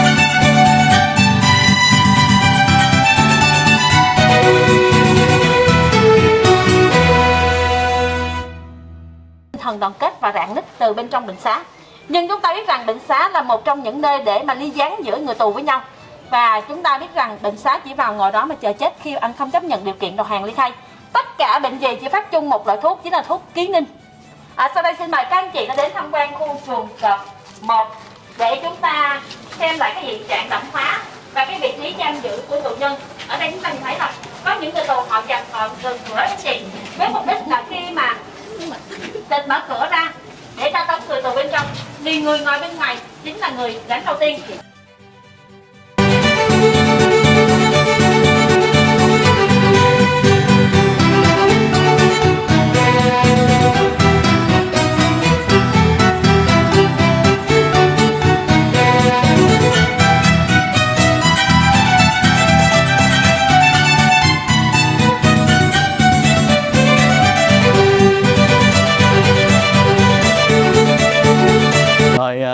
Các bạn ơi, sau khi mà nên được cái chị hướng dẫn viên á, cùng với một cái phái đoàn của một công ty khác hơn 110 người ha, đi tham quan về chuồng cọp Pháp, chuồng cọp Mỹ, và đặc biệt nên thấy được là ở đây thật sự rất là khắc nghiệt các bạn. Tại vì các bạn thấy đó, thời tiết ở ngoài Côn Đảo rất là nắng, mà nó nắng không phải như bình thường đâu các bạn ơi, nó nắng mà nó nắng theo cái kiểu mà nó không có gió luôn á các bạn, giống như là những cái mùa là nó không có gió luôn, nó rất là nắng. Thì các bạn thấy này ha, ở bên tay phải của Ninh là chuồng cọp Mỹ, chị nói rồi. Bên đây là cái bên các bạn thấy cái điều quan trọng khác biệt là gì không? Nó không có cái mái lợp. Thì ở đây là cái nơi mà để giam giữ mấy cái tù nhân mà người ta phơi nắng mà giữa trưa các bạn, thì các bạn nghĩ đi cảm giác làm sao mà chịu nổi ha. Thì ở đây thì chị đã nói rất là chi tiết rồi, nhưng mà Ninh chưa thấy chị nói một cái người mà Ninh rất là yêu quý và Ninh đặt chân tới đây vì hai người. Thứ nhất là cô Võ Thị Sáu, và thứ hai là vì người đó là Chủ tịch nước Tôn Đức Thắng các bạn. Đó là một trong những người mà Ninh rất là yêu quý, và hồi nhỏ Ninh đã coi phim của bác mà Ninh đã rất là thích. Tại vì bác Tôn Đức Thắng là người quê An Giang của Ninh luôn các bạn, là người chủ tịch đầu tiên của Việt Nam thứ hai của Việt Nam Cộng Hòa, và người chủ tịch đầu tiên của Cộng hòa xã hội chủ nghĩa Việt Nam của chúng ta. Ninh rất là tự hào vì bác là một người con quê hương An Giang của Ninh, và Ninh cũng là người An Giang các bạn. Nên là Ninh muốn tới đây để xem được ngày xưa bác đã kháng chiến như thế nào. Đấy các bạn. Thì hiện tại như các bạn thấy đó, trên cái con đường trục chính của bãi biển Côn Đảo, đó là đường mang tên là Tôn Đức Thắng nha các bạn. Rồi thì Ninh nói sơ về bác Tôn Đức Thắng chút xíu nha các bạn. Thì bác Tôn Đức Thắng sinh năm 1888 và mất năm 1980 ha. Thì bác bị thực dân Pháp tuyên án chung thân, khổ sai và đày ra Côn Đảo các bạn. Và năm 1930 ha, ông gia nhập Đảng Cộng sản Việt Nam tại Côn Đảo. Và năm 1930 đến năm 1945 ông bị giam cầm 15 năm tại Côn Đảo. Và lúc này là chúa đảo Lê Văn Trà ha. Thì tổng cộng giống như chị nãy nói ha, Côn Đảo này có tổng cộng là 53 đời chúa đảo các bạn. Và đặc biệt nhất là có 39 đời Pháp, 19 thờ ở Mỹ Ngụy. Và những cái người tàn ác nhất theo như người ta đánh giá đó, thì ở Côn Đảo này những cái người mà giống như là trưởng trại giam đó các bạn, đó chính là cái ông Bạch Văn Bốn nha các bạn. Có Pháp có Mỹ nữa, nhưng mà nên nói Việt Nam ha. Bạch Văn Bốn, Lê Văn Thể và Nguyễn Văn Vệ là những người hầu như là ác nhất trong những cái thời kỳ mà cai trị tại cái nhà tù Côn Đảo này. Rồi nói chung là Ninh đã nói rất là sơ bộ ở đây rồi ha, với những cái thước phim mà chị hướng dẫn viên chị nói, thì Ninh mong rằng các bạn sẽ có một chút xíu gì đó về lịch sử, nơi mà các bạn có thể ra đây và có thể trải nghiệm lại lịch sử một hào hùng, vẻ vang và ý chí quật cường, để cho chúng ta ngày hôm nay chúng ta càng ý chí quật cường hơn thay vì chúng ta than vãn.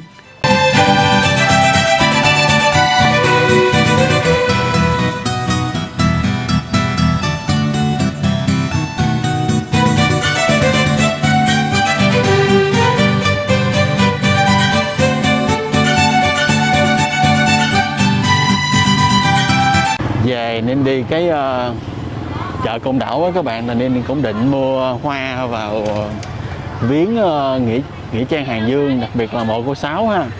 Thì nên đang chạy vòng vòng này các bạn, ở đây rất là nhiều luôn, rất là nhiều người ta bán những cái vật phẩm sẵn đó các bạn. Như là nên thấy nổi trội nhất là hoa cúc và hoa sen trắng ha. Các bạn thấy không, có những cái bộ đồ lễ này các bạn thấy không đó, rất là nhiều những cái bộ đồ lễ ha. Nên sẽ chạy một vòng cái chợ Côn Đảo cho các bạn xem nha. Ok các bạn thấy không, ở đây hoa rất là nhiều ha. Thì người ta đa phần là người ta cúng những cái hoa sen trắng và hoa cúc đó, các bạn thấy không, trông rất đặc biệt là phải có trái lê kim an nha các bạn. Cái trái lê kim an này là cái trái mà cô Sáu rất là thích ha, nên là nó có luôn cả một cái bài hát về cái trái đó các bạn. Tới đây là tới cái chợ cá rồi các bạn ơi, chợ cá rồi ha. Thì nên thấy chạy một vòng ở đây. Nói chung là ở đây các bạn vòng cái bán kính mà xung quanh cái chợ này 4 mặt ha, thì đều là quán xá, với thứ hai nữa là đa phần là những cái quán mà bán những cái đồ cúng hoa quả đồ để cúng cho người ta đi cúng viếng đó các bạn. Thì để bây giờ bắt đầu nên sẽ ghé là một cái tiệm đó nên hỏi thử cái giá như thế nào, nên báo các bạn nha.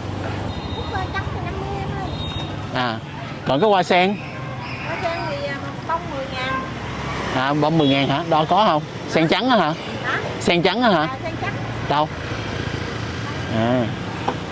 Bạn Niên vô tình nên ghé được cái tiệm này nè. Thì tại vì là nên thấy cô kêu quá nhiệt tình nên nên ghé. Rồi hàng mã Phúc Lộc đấy các bạn. Thì ở đây hoa sen là cô bán 10.000 một bông. Còn cái bó hoa cúc trắng này nè, hoa cúc trắng này là một bó là 50.000 của Đà Lạt Half Fun ha. Rồi còn cái cúc này thì nhiêu cô? Bó 200 em. Cái cúc Đại. cái này là cúc đại của Đà Lạt Half Fun luôn nè, các bạn thấy không? Cúc này là một bó gì là 200.000, nhìn rất là đẹp ha. Đó. Rồi thì Ninh sẽ mua hoa sen, hoa sen này với một nhánh là 10.000 hết cô ha. Một nhánh này là 10.000. Nó một nhánh là 10.000. Chắc là Ninh sẽ lấy 10 nhánh. 10 nhánh là chẳng 100.000. Để cúng cô Sáu. Thì các bạn thấy không? Hồi nãy đi định tắm biển, xong cuối cùng không có kịp tắm biển, xong chạy về đi coi hoàng hôn xong bây giờ đi mặc đồ này nên đâu có đi cúng được, nên phải chạy về rồi khách sạn nên phải thay đồ. Thì trước khi đó chạy về khách sạn thì ghé ngang cái chợ mua hoa luôn, sẵn tiện đi lát nữa về khách sạn xong là đi vô cúng luôn ha các bạn. Sau đó nên thấy một cái khu ăn vặt kế bên cái chợ, chắc là cái chợ đêm mới các bạn, nhìn rất là hấp dẫn ha. Nên coi để lát có thời gian không, khi mà cúng xong về nên ghé đó nên ăn nên review cho các bạn nha. Rồi các bạn thấy cô gói cây lá hoa sen nhìn chuyên nghiệp không các bạn? Cái bông hoa sen nhìn đẹp không các bạn? Cô tên gì cô? Tên Hằng. Cô Hằng ha. Các bạn thấy không? Khi mà cái hoa sen á càng về trong cái nó càng trắng ha các bạn ha. Cái hay ha. Thì tại sao mà người ta lại cúng cái hoa sen này cô? Hoa sen là cái sự là như là trong trắng tinh khiết của một người con gái cúng cô Sáu đó. Là khách nó hay cúng hoa sen đó. Hoa sen.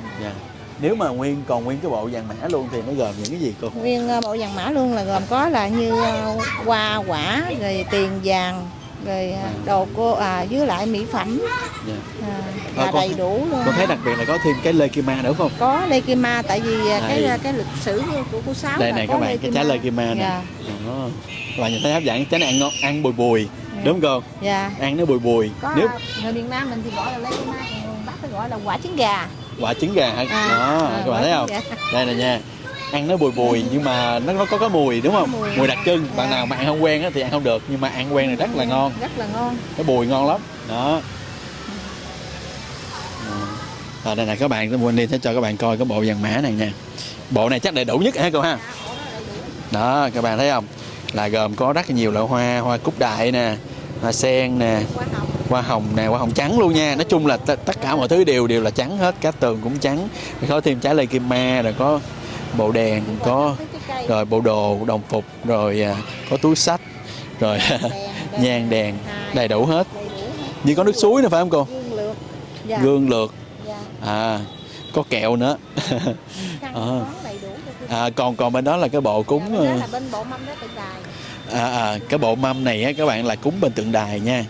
Thì nãy các bạn thấy không, là cái thường cho những cái chiến sĩ nam á, nên thấy ở đây có thuốc lá nữa nè. Thuốc lá rồi xong xà bông dành cho nam. Wow, nam cũng được nhiều được nhiều cái kinh khe dữ không các bạn? Kinh khe dữ ha, nguyên bộ kinh khe luôn. Rồi thì bên nam thì cái màu sắc nó đa dạng hơn, có màu vàng, có màu đỏ cam, màu đỏ, rồi đó, đa phần là có hoa hướng dương nữa. Đó, với trái cây thì cũng có lê kim ma, có xoài, có nói chung là trái cây theo mùa, thì cái mùa nào có thì nhìn thấy ở đây. Có cái nón lính nữa, có bộ đồ, nói chung đầy đủ, nói chung rất dễ thương. Có phim bình trà này các bạn. Cái này nên thấy cảm giác như thiếu trà rượu. Có trà rượu nữa chắc là hợp lý luôn. Rồi ok, các bạn có thể nhìn ha, ở đây có rất là nhiều. Đó. Thì trong cái thời gian mà chờ cô làm thì mình review chút xíu ha. Thì ở đây là nó tức là cái chợ Côn Đảo là chính, còn bên đây là bên phụ. Thì nên vô tình nên gặp thấy cô chào dễ thương quá nên ghé nên mua. Thấy cô nói cái giá nó cũng khá là hợp lý thì nên mua luôn. Tại vì nên thấy các bạn có mấy các bạn review á, mà tại nơi đó thì nên thấy có 4-5 bông gì đó là 100.000 rồi. Thì ở đây cô bán một bông 10.000 thì nên thấy khá hợp lý, nên đồng ý nên mua 10 bông với cái số cũng đẹp đấy các bạn. Rồi ở đây các bạn thấy có nhiều bộ đồ cũng rất là xinh luôn nè, có bộ màu hồng, Rồi có bộ mà màu trắng có guốc đồ nhìn rất là đẹp các bạn. Dạ. Cô như cái bộ đầy đủ vậy là cô bán nhiêu? Bộ đầy đủ là 1 triệu á. 1 triệu một bộ luôn hả cô? Bộ đầy đủ là 1 triệu. Có bộ 800. Dạ. Dao động từ 800 đến 1 triệu. Dạ. Với tùy theo loại hoa, tùy theo cái phụ kiện đi kèm, những cái đồ vật tế đi kèm. Đó thì nó có cái giá. Dạ, cô làm được không? Gói không? Dạ. Đó. Đi vậy các bạn, bên trong có chú làm bên trong. Đó, các bạn thấy không? Rất hấp dẫn ha. Mình bán lâu chưa cô? Bán đi cũng 2 năm rồi em. 2 năm mà cũng mới ha, chương trình tính mới. Dạ. Cái chợ này nó xây lâu chưa cô? Cũng lâu rồi em. Con thấy mới quá vậy. Lâu rồi nhưng mà tại vì cái năm dịch đó mình nghĩ mình không có bán được á. Dạ. Mà cái năm dịch đó là điều nghỉ. Mình mắc khoảng 1 năm mấy dịch luôn hả cô? Dạ. Bởi vì khách đâu cho ra đâu rồi đâu có ai ở đâu ở đó rồi đâu lúc đó đâu có khách đi du lịch gì nữa. Dạ, hiện tại đầu năm tới giờ khách đông không cô? Dạ, đông. Đông ha. Đầu năm tới giờ thì khách đông. Dạ. Sáng nay ở ngoài sân bay các bạn nên thấy có nhiều đoàn đi lắm các bạn. Đặc biệt là những đoàn khách du lịch mà đi theo đoàn nó đông lắm. Tại vì ở đây là đa phần là về du lịch tâm linh đó các bạn. Là chiếm gần chắc chiếm gần 85% quá hả cô? Dạ. Còn du lịch nghỉ dưỡng chắc chiếm khoảng 15%. Dạ. Đó. Rồi. Rồi các bạn thấy không, nguyên cái đường này rất là nhiều luôn thì nên nãy chạy review cho các bạn rồi ha. Thì bây giờ nên chờ cô gói xong là nên sẽ về nên thay đồ rồi xong nên sẽ tiến hành tới nghĩa trang Hàng Dương để gửi đến cho bạn về cái là đi cúng nghĩa trang Hàng Dương nha các bạn. Bye bye. Yeah.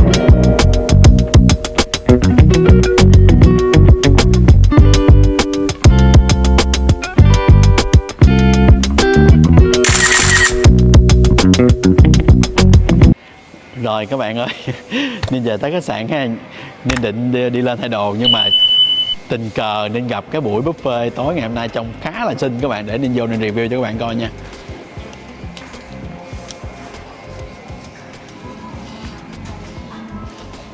Wow.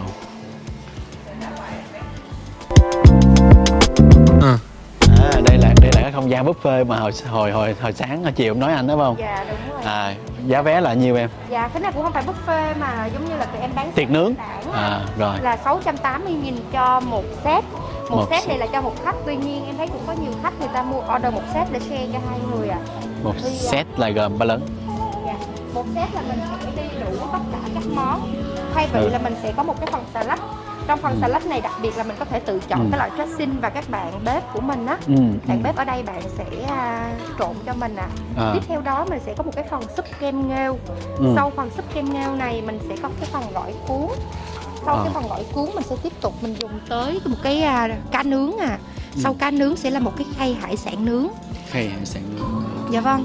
Ngoài ra nếu mà mình chưa hài lòng với set này lắm và mình muốn thử những cái loại hải sản tươi sống thì bên em đang có cái loại hải sản tươi sống ở đây. Thì bên em là lấy về trong ngày và bán theo giá lẻ ở đây, nếu mà mình muốn ngoài cái hải set đó ra mình còn thử thêm những cái nếu món. Nếu mà anh muốn set hải sản không thì giá nhiêu? Dạ, một set hải sản không là chỉ là những cái item riêng thôi anh hay sao? Tức là em bán theo item luôn à? Dạ. Là mà bán một là anh đi theo set, hoặc không nếu mà anh không thích set, hoặc là anh thấy một set chưa đủ thì anh có thể gọi thêm những cái món hải sản lẻ mà anh thích ở đây. Em đang trưng bày trên quầy luôn thì mình cứ xem qua. Tức là mình có thể order ngoài cái này, order thêm cái này, hoặc là order riêng từng cái một. Dạ. Cho cái buổi tối này. Dạ đúng rồi ạ. Rồi, ok, cảm ơn em. Dạ. Ngoài ra tối nay bên em còn có trên tầng R bên em còn có chương trình đánh DJ từ 9 giờ tối. Và đặc biệt cái cocktail bar em trên đó có rất là nhiều loại cocktail ngon. Cho nên nếu mà anh muốn tìm một cái nơi để mà mình giải khuây tối nay hay là mình để mình uống và mình chill nhẹ thì em mời mình lên trên đó anh nha. Ok. Chắc anh sẽ đến. Ok. DJ mới về đánh hay lắm anh, với lại cái selection cocktail của tụi em nó nhiều và các bạn bartender trên đó cũng rất là chuyên nghiệp. Nếu mà mình có một cái loại cocktail nào mình thích á, thì mình cũng có thể yêu cầu các bạn làm. Nếu các bạn có đầy đủ nguyên liệu các bạn vẫn làm theo cho mình đó anh. Dạ. Khá nhiều cái thông tin hữu ích đấy các bạn. Cho một buổi tối ở tại The Secret Côn Đảo ha. Sao em? Dạ không, bên em thì thật ra là cũng có nhiều offer activity để cho khách sử dụng trong nhà lắm. Tuy nhiên là do khách ở giai đoạn ngắn á, cho nên họ chưa có thời gian họ tận dụng hết Đúng rồi, đúng rồi. này. Đúng Chứ rồi. là đây không phải là chỉ nơi tâm linh mà cũng là nơi có rất là nhiều dịch vụ cho mình. Đúng rồi. Nên rất là mong 3 ngày 2 đêm này nên sẽ thưởng thức hết. Đấy các bạn. Rồi chúng ta review sơ cái các bạn thấy anh chết nướng mà nó thơm các bạn ơi, nó thơm, nó bốc mùi thơm hải sản mà nên là muốn chảy nước dãi luôn các bạn. Các bạn thấy đã không ha? Rồi đó, những đồ hải sản mà anh nướng ha. Wow, hấp dẫn quá các bạn ơi. Nhưng mà cái điều đặc sắc ảnh nướng mà sau đó cái bát rau của ảnh kìa các bạn. Anh cái đó nó gọi là cái gì anh? Tổ ong hay là gọi là cái gì anh? Nhìn đẹp quá mà nó có tên không? Hay nó chỉ là trang trí thôi? Các bạn thấy không? Tối nó lên đèn đa sắc màu nhìn rất là cưng ấy các bạn.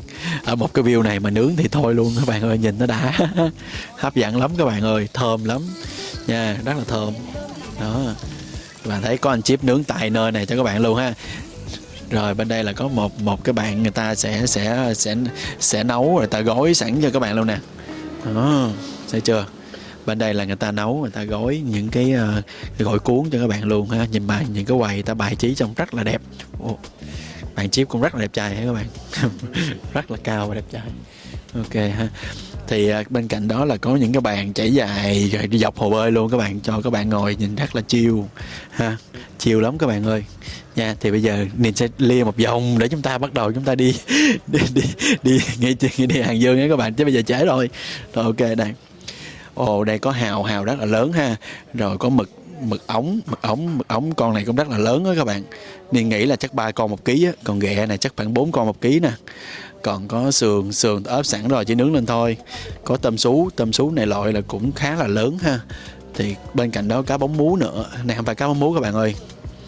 Con này con cá gì quen lắm mà nên quên mất tiêu rồi ha. Rồi có hàu Nhật nè các bạn. Hàu Nhật nè. Bên đây mới là cá bóng múa nè. Cá bóng múa này là cá bóng múa đen nha các bạn, chứ không phải là cá bóng múa đỏ. Ở đây đặc sản của Côn Đảo là cá bóng múa đỏ ha, với những cái xiên nướng. Và cái bên đây là gà hả? Thịt nướng. Nó thì nói rất là sơ bộ cho các bạn rồi nha. Thì các bạn có tới đây thì các bạn thưởng thức, các bạn ăn tối nha. Nếu mà các bạn không thích đi ra ngoài hoặc là các bạn sợ đi ra ngoài chặt chém thì ở đây cứ ở đây mà ăn ha các bạn. Thì bảng giá có sẵn rồi ha. Thì những cái loại hải sản tươi sống nó trong ngày thì người ta đem về ha. Có cơ hội thì bạn ăn. Thôi bây giờ mình let's go các bạn ơi, đi. Rồi các bạn ơi, Niêm mới vừa biến hình xong rồi các bạn thấy không? Mình đồ rất là lịch sự ha. Rồi ok, bắt đầu mình tiến hành let's go đi viếng Nghĩa Trang Hàng Dương ngày 6 nha các bạn. Đi thôi. Bây giờ là 7 giờ rưỡi tối ha, tại Nghĩa Trang Hàng Dương ha. Thì các bạn thấy nè, xung quanh không khí rất là nhộn nhịp. Giờ này là rất là đông những cái người ta đã bắt đầu vào viếng 1/6 hay các bạn. Thì theo như thông tin nên được biết là cái vào viếng được tới 12 giờ đêm luôn á các bạn. Nên là bây giờ là bắt đầu mình vào viếng ha. Thì nên đã mua sẵn rồi một cái bó hoa nãy ngoài chợ ha. Thì bắt đầu vào các bạn. Còn ở đây có một số người là người ta chờ nha các bạn. Người ta chờ những cái dịch vụ đem đến qua hoặc là những cái đồ cúng á. Thì bây giờ mình đi vào thôi các bạn.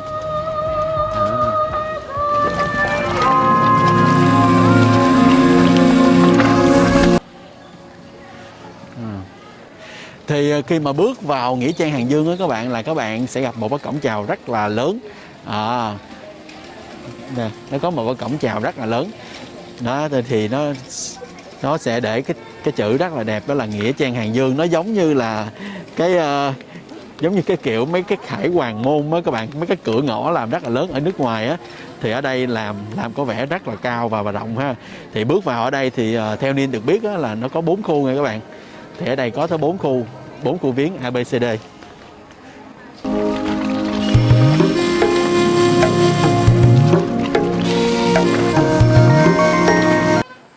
Mình vừa bước vào chút xíu là nó có một cái ngã rẽ ha, 2 cái ngã rẽ ha. Thì ở đây có để là bạn khu A, khu B, khu A, khu B, khu D và bên kia là khu C ha. Đó thì bây giờ bắt đầu mình đi vào các bạn.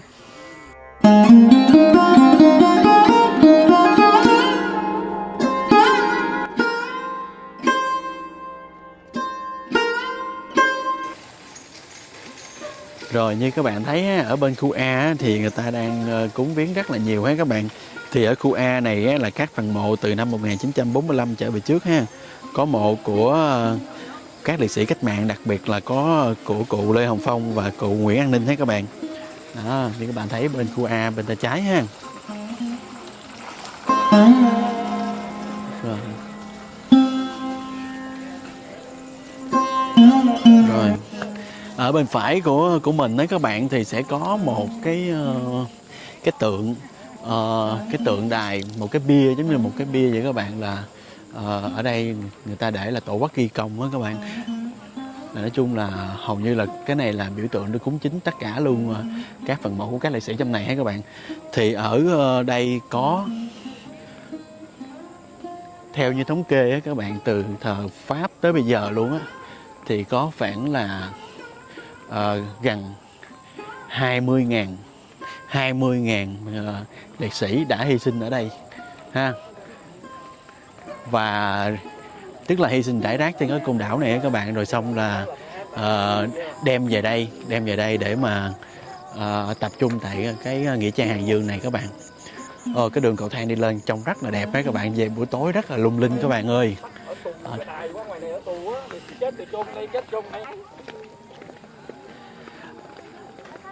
Rồi Ninh sẽ nói sơ qua một chút về lịch sử cái nghĩa trang Hàng Dương này cho các bạn nha.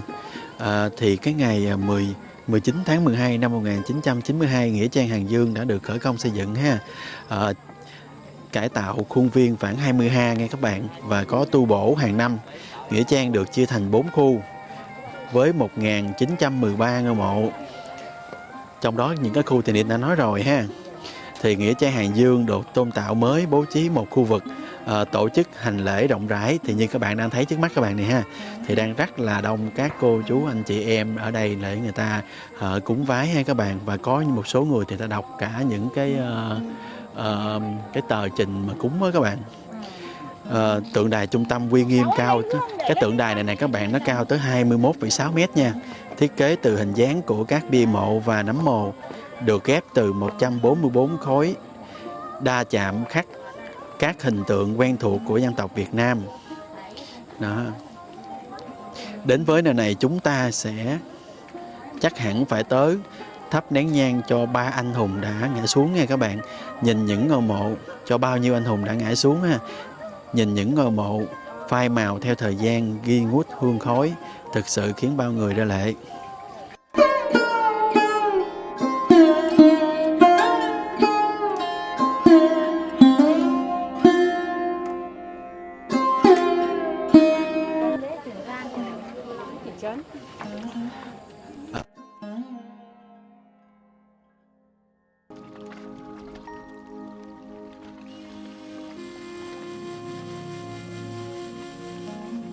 Hào hùng khiến bao khách thập phương đến viếng cảm thấy rất tự hào.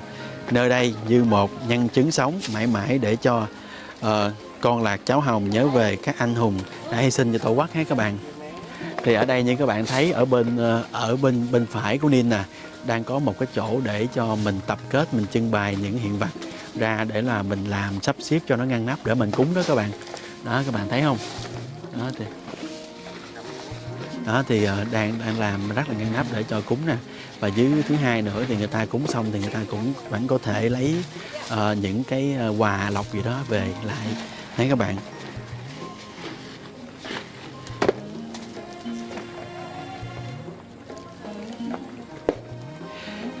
Thì các bạn cũng biết ha, có lẽ cái điều đặc biệt của nghĩa trang Hàng Dương này là phần lớn du khách vào viếng để đều ban đêm hết các bạn. Du khách đến thắp hương lên mộ các anh hùng đã hy sinh trên mảnh đất côn đảo hào hùng trong vào những năm kháng chiến. Thì ngày hôm nay nên đi rất là may mắn. Thì các bạn, như các bạn thấy ha, thì sau 2 năm Covid thì người ta đã cho đi thắp vào ban đêm lại, nên các bạn nhìn thấy một cái cảnh sắc rất là uy nghiêm và nói chung là rất là linh thiêng và tôn nghiêm luôn các bạn ơi. Các bạn thấy không? Đó, rất là tôn nghiêm ha.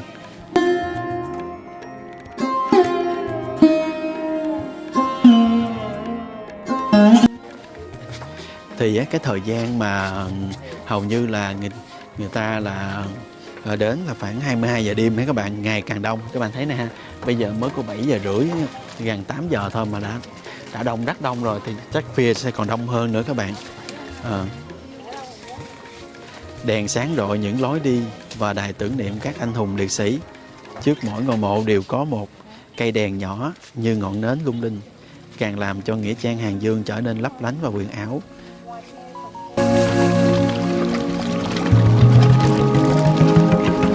Viếng nghĩa trang Hàng Dương linh thiêng vào ban đêm được coi là một hoạt động có từ rất lâu ở Côn Đảo, vì liên quan đến phần mộ của nữ anh hùng Võ Thị Sáu của nghĩa trang Hàng Dương.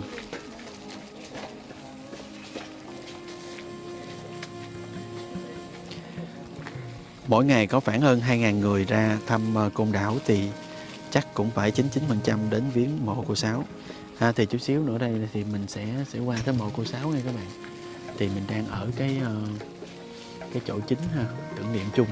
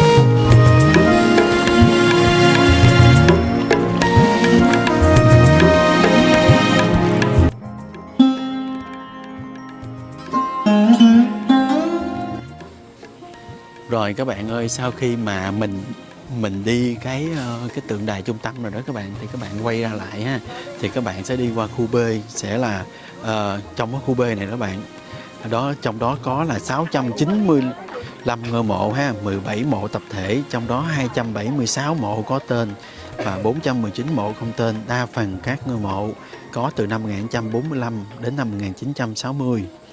Ở khu vực này có ngôi mộ của nữ anh hùng liệt sĩ Võ Thị Sáu. Thì như các bạn thấy ngoài trước mặt đang rất là đông ha các bạn, rất là đông những người đang viếng cái mộ của cô Võ Thị Sáu ha. Thì hầu như tất cả đều tập trung vào đây các bạn. Và ở đây cũng có mộ của anh hùng Cao Văn Ngọc nữa các bạn ha. Thì trước khi vào viếng mộ cô Sáu thì Niên có nói sơ qua khu C và khu D luôn nha. Tại vì chắc Niên cũng đi viếng tới ngôi mộ của cô Sáu là Niên đã dừng rồi ha các bạn.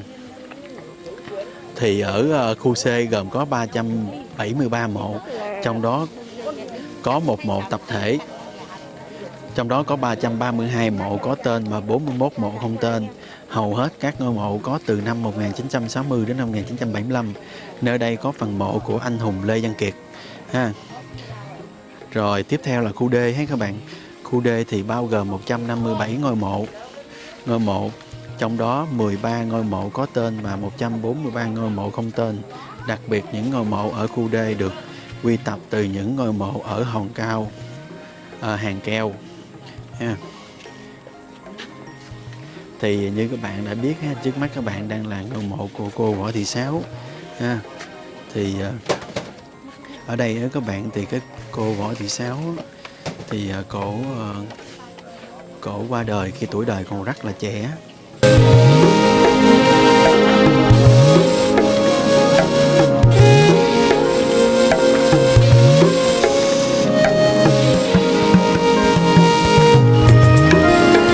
Thì Niên xin tóm tắt chút xíu về cô Võ Thị Sáu ha. Cô sinh năm 1933, quê quán ở huyện Đắc Đỏ các bạn, tỉnh Bà Rịa Vũng Tàu. Cuối năm 1945 cô bỏ dở việc học ở nhà giúp cha mẹ kiếm sống và bí mật tiếp tế cho các anh trai. Năm 1947 cô chính thức trở thành đội viên công an xung phong Đắc Đỏ khi mới 14 tuổi thôi. Từ đó cô tham gia nhiều trận tập kích ám sát các sĩ quan Pháp và Việt Giang cộng tác với quân Pháp. Tháng 12 năm 1949, một chiến công tác cô bị quân địch bắt được. Sau khi bị bắt, cô bị đưa đi thẩm vấn và giam giữ. Tháng 4 năm 1950, quân Pháp đưa cô ra xét xử với tội là án tử hình đấy các bạn. Là cô đã làm chết một sĩ quan Pháp và 23 người Việt cộng tác với Pháp. Ngày 23 tháng 1 năm 1952 cô bị xử tử tại Côn Đảo ha. Nó thì sơ lược về cô là cô chết ở tuổi đời còn rất là trẻ. Thì nói thêm về cái phần sở thích thì cô thì thời trẻ thì cô rất là thích cái trái leukemia giống như Ninh nãy nói đó, nên là cô nên là khi mà viếng cái phần mộ của cô luôn có cái phần trái leukemia. Và đặc biệt là mình nước ta cũng có một cái bài hát rất là nổi tiếng về hoa leukemia và cô luôn, đó là mùa hoa leukemia nở hay các bạn. Rồi tiếp theo là Ninh sẽ bắt đầu và thắp nhang cho cô và tặng cô hoa.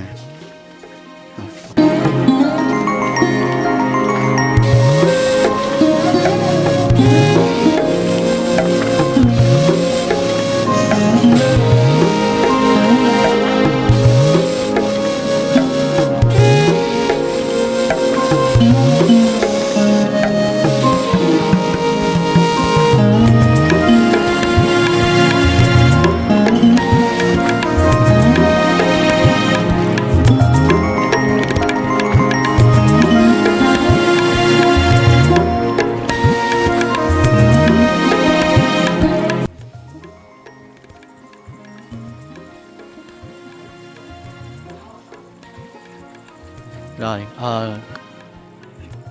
các bạn ơi, sau khi mà viếng mộ cô Sáu xong đó thì Ninh đã ngồi và nhìn về hướng mộ cô Sáu rất là đông, và Ninh thấy rất là nhiều những anh chị em cô chú đến để viếng ha. Coi như đây là một cái nghĩa cử rất là đẹp các bạn. Ninh khi mà viếng xong thì ra Ninh giống như là lắng động lại luôn á các bạn, lắng động. Và nên nhìn vào những ngôi mộ nên thấy được một cái sự bắt phát và kiên cường và anh hùng rất là mãnh liệt, để cho nên rất là nhiều động lực để trong cái thời kỳ mới các bạn, thời kỳ phát triển đất nước chúng ta, những người tiếp bước các cha ông đi trước, chúng ta phải làm được những điều tốt đẹp hơn các bạn, cho đất nước chúng ta càng ngày càng giàu mạnh ha. Thì thật sự mà nói với các bạn, nên từ nhỏ nên không bao giờ nên nghĩ là một ngày đó nên sẽ đặt chân lên miếng đất Côn Đảo này các bạn. Nhưng mà không biết có một cái điều gì đó nó thôi thúc nên làm nên đã đặt chân lên miếng đất Côn Đảo và tìm tới nơi đây. Thì rất mong với các bạn khi mà các bạn xem được video này thì các bạn có những cái lòng thành là muốn đến với Côn Đảo thì các bạn nên tranh thủ và sắp xếp thời gian để đến ha. Thì nên thấy đây là một chuyến đi rất ý nghĩa đối với Ninh các bạn. Cái Ninh sẽ kết thúc cái phần viếng mộ cô Sáu tại đây. Cảm ơn các bạn rất là nhiều. Và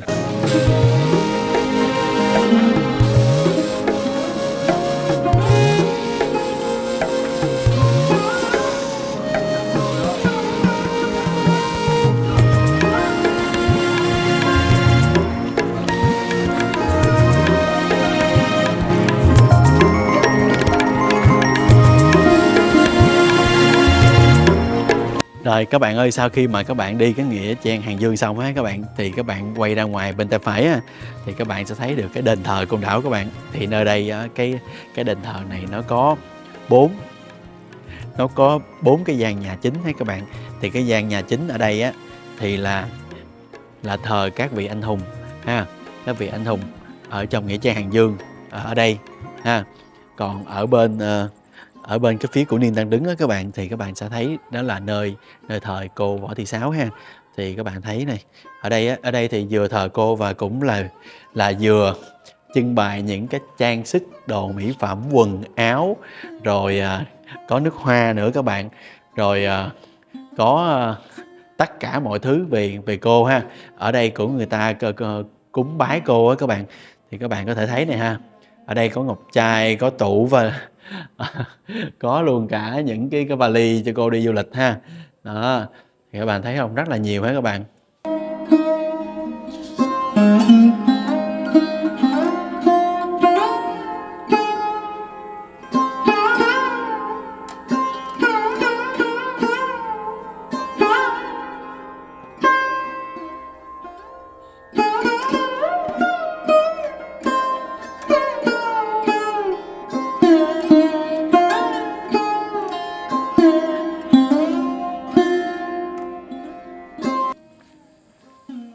Rồi tiếp theo á các bạn thì mình sẽ tiến vào cái khu nhà chính ha.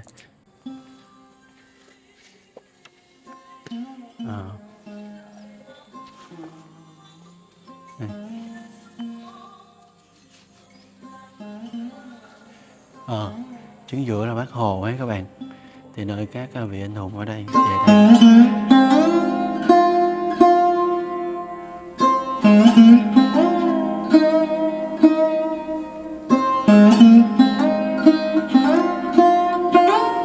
Thì ở đây cũng có tượng của mộ của cô Võ Thị Sáu nè, của các anh hùng liệt sĩ ha, và chính giữa là tượng của Bác Hồ ha các bạn, trông rất là uy nghiêm các bạn ơi, trông rất là đẹp.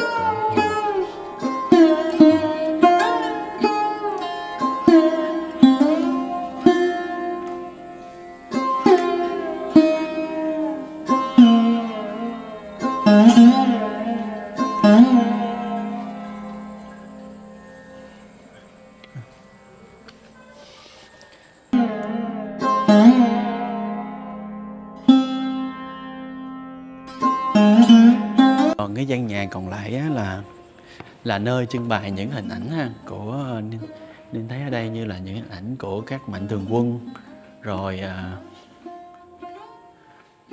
những người chức trách của nước ta tới viếng cô Nghĩa Trang Hàng Dương hết các bạn. Ở đây có cả Thủ tướng Phạm Minh Chính này các bạn, có rất nhiều những nhân vật cấp cao ha.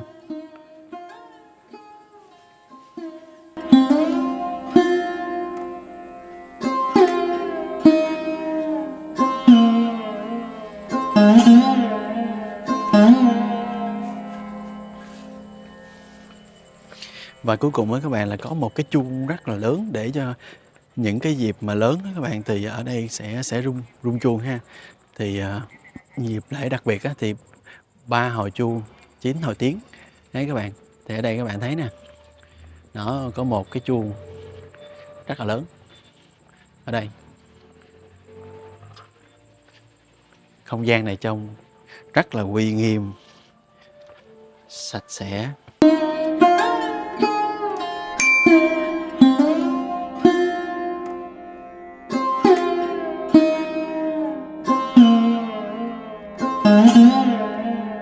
Cảm ơn các bạn đã xem kênh. Nếu thích các bạn hãy bấm đăng ký để ủng hộ Ninh, và đừng quên bấm vào cái chuông để đón xem các tập tiếp theo các bạn nhé.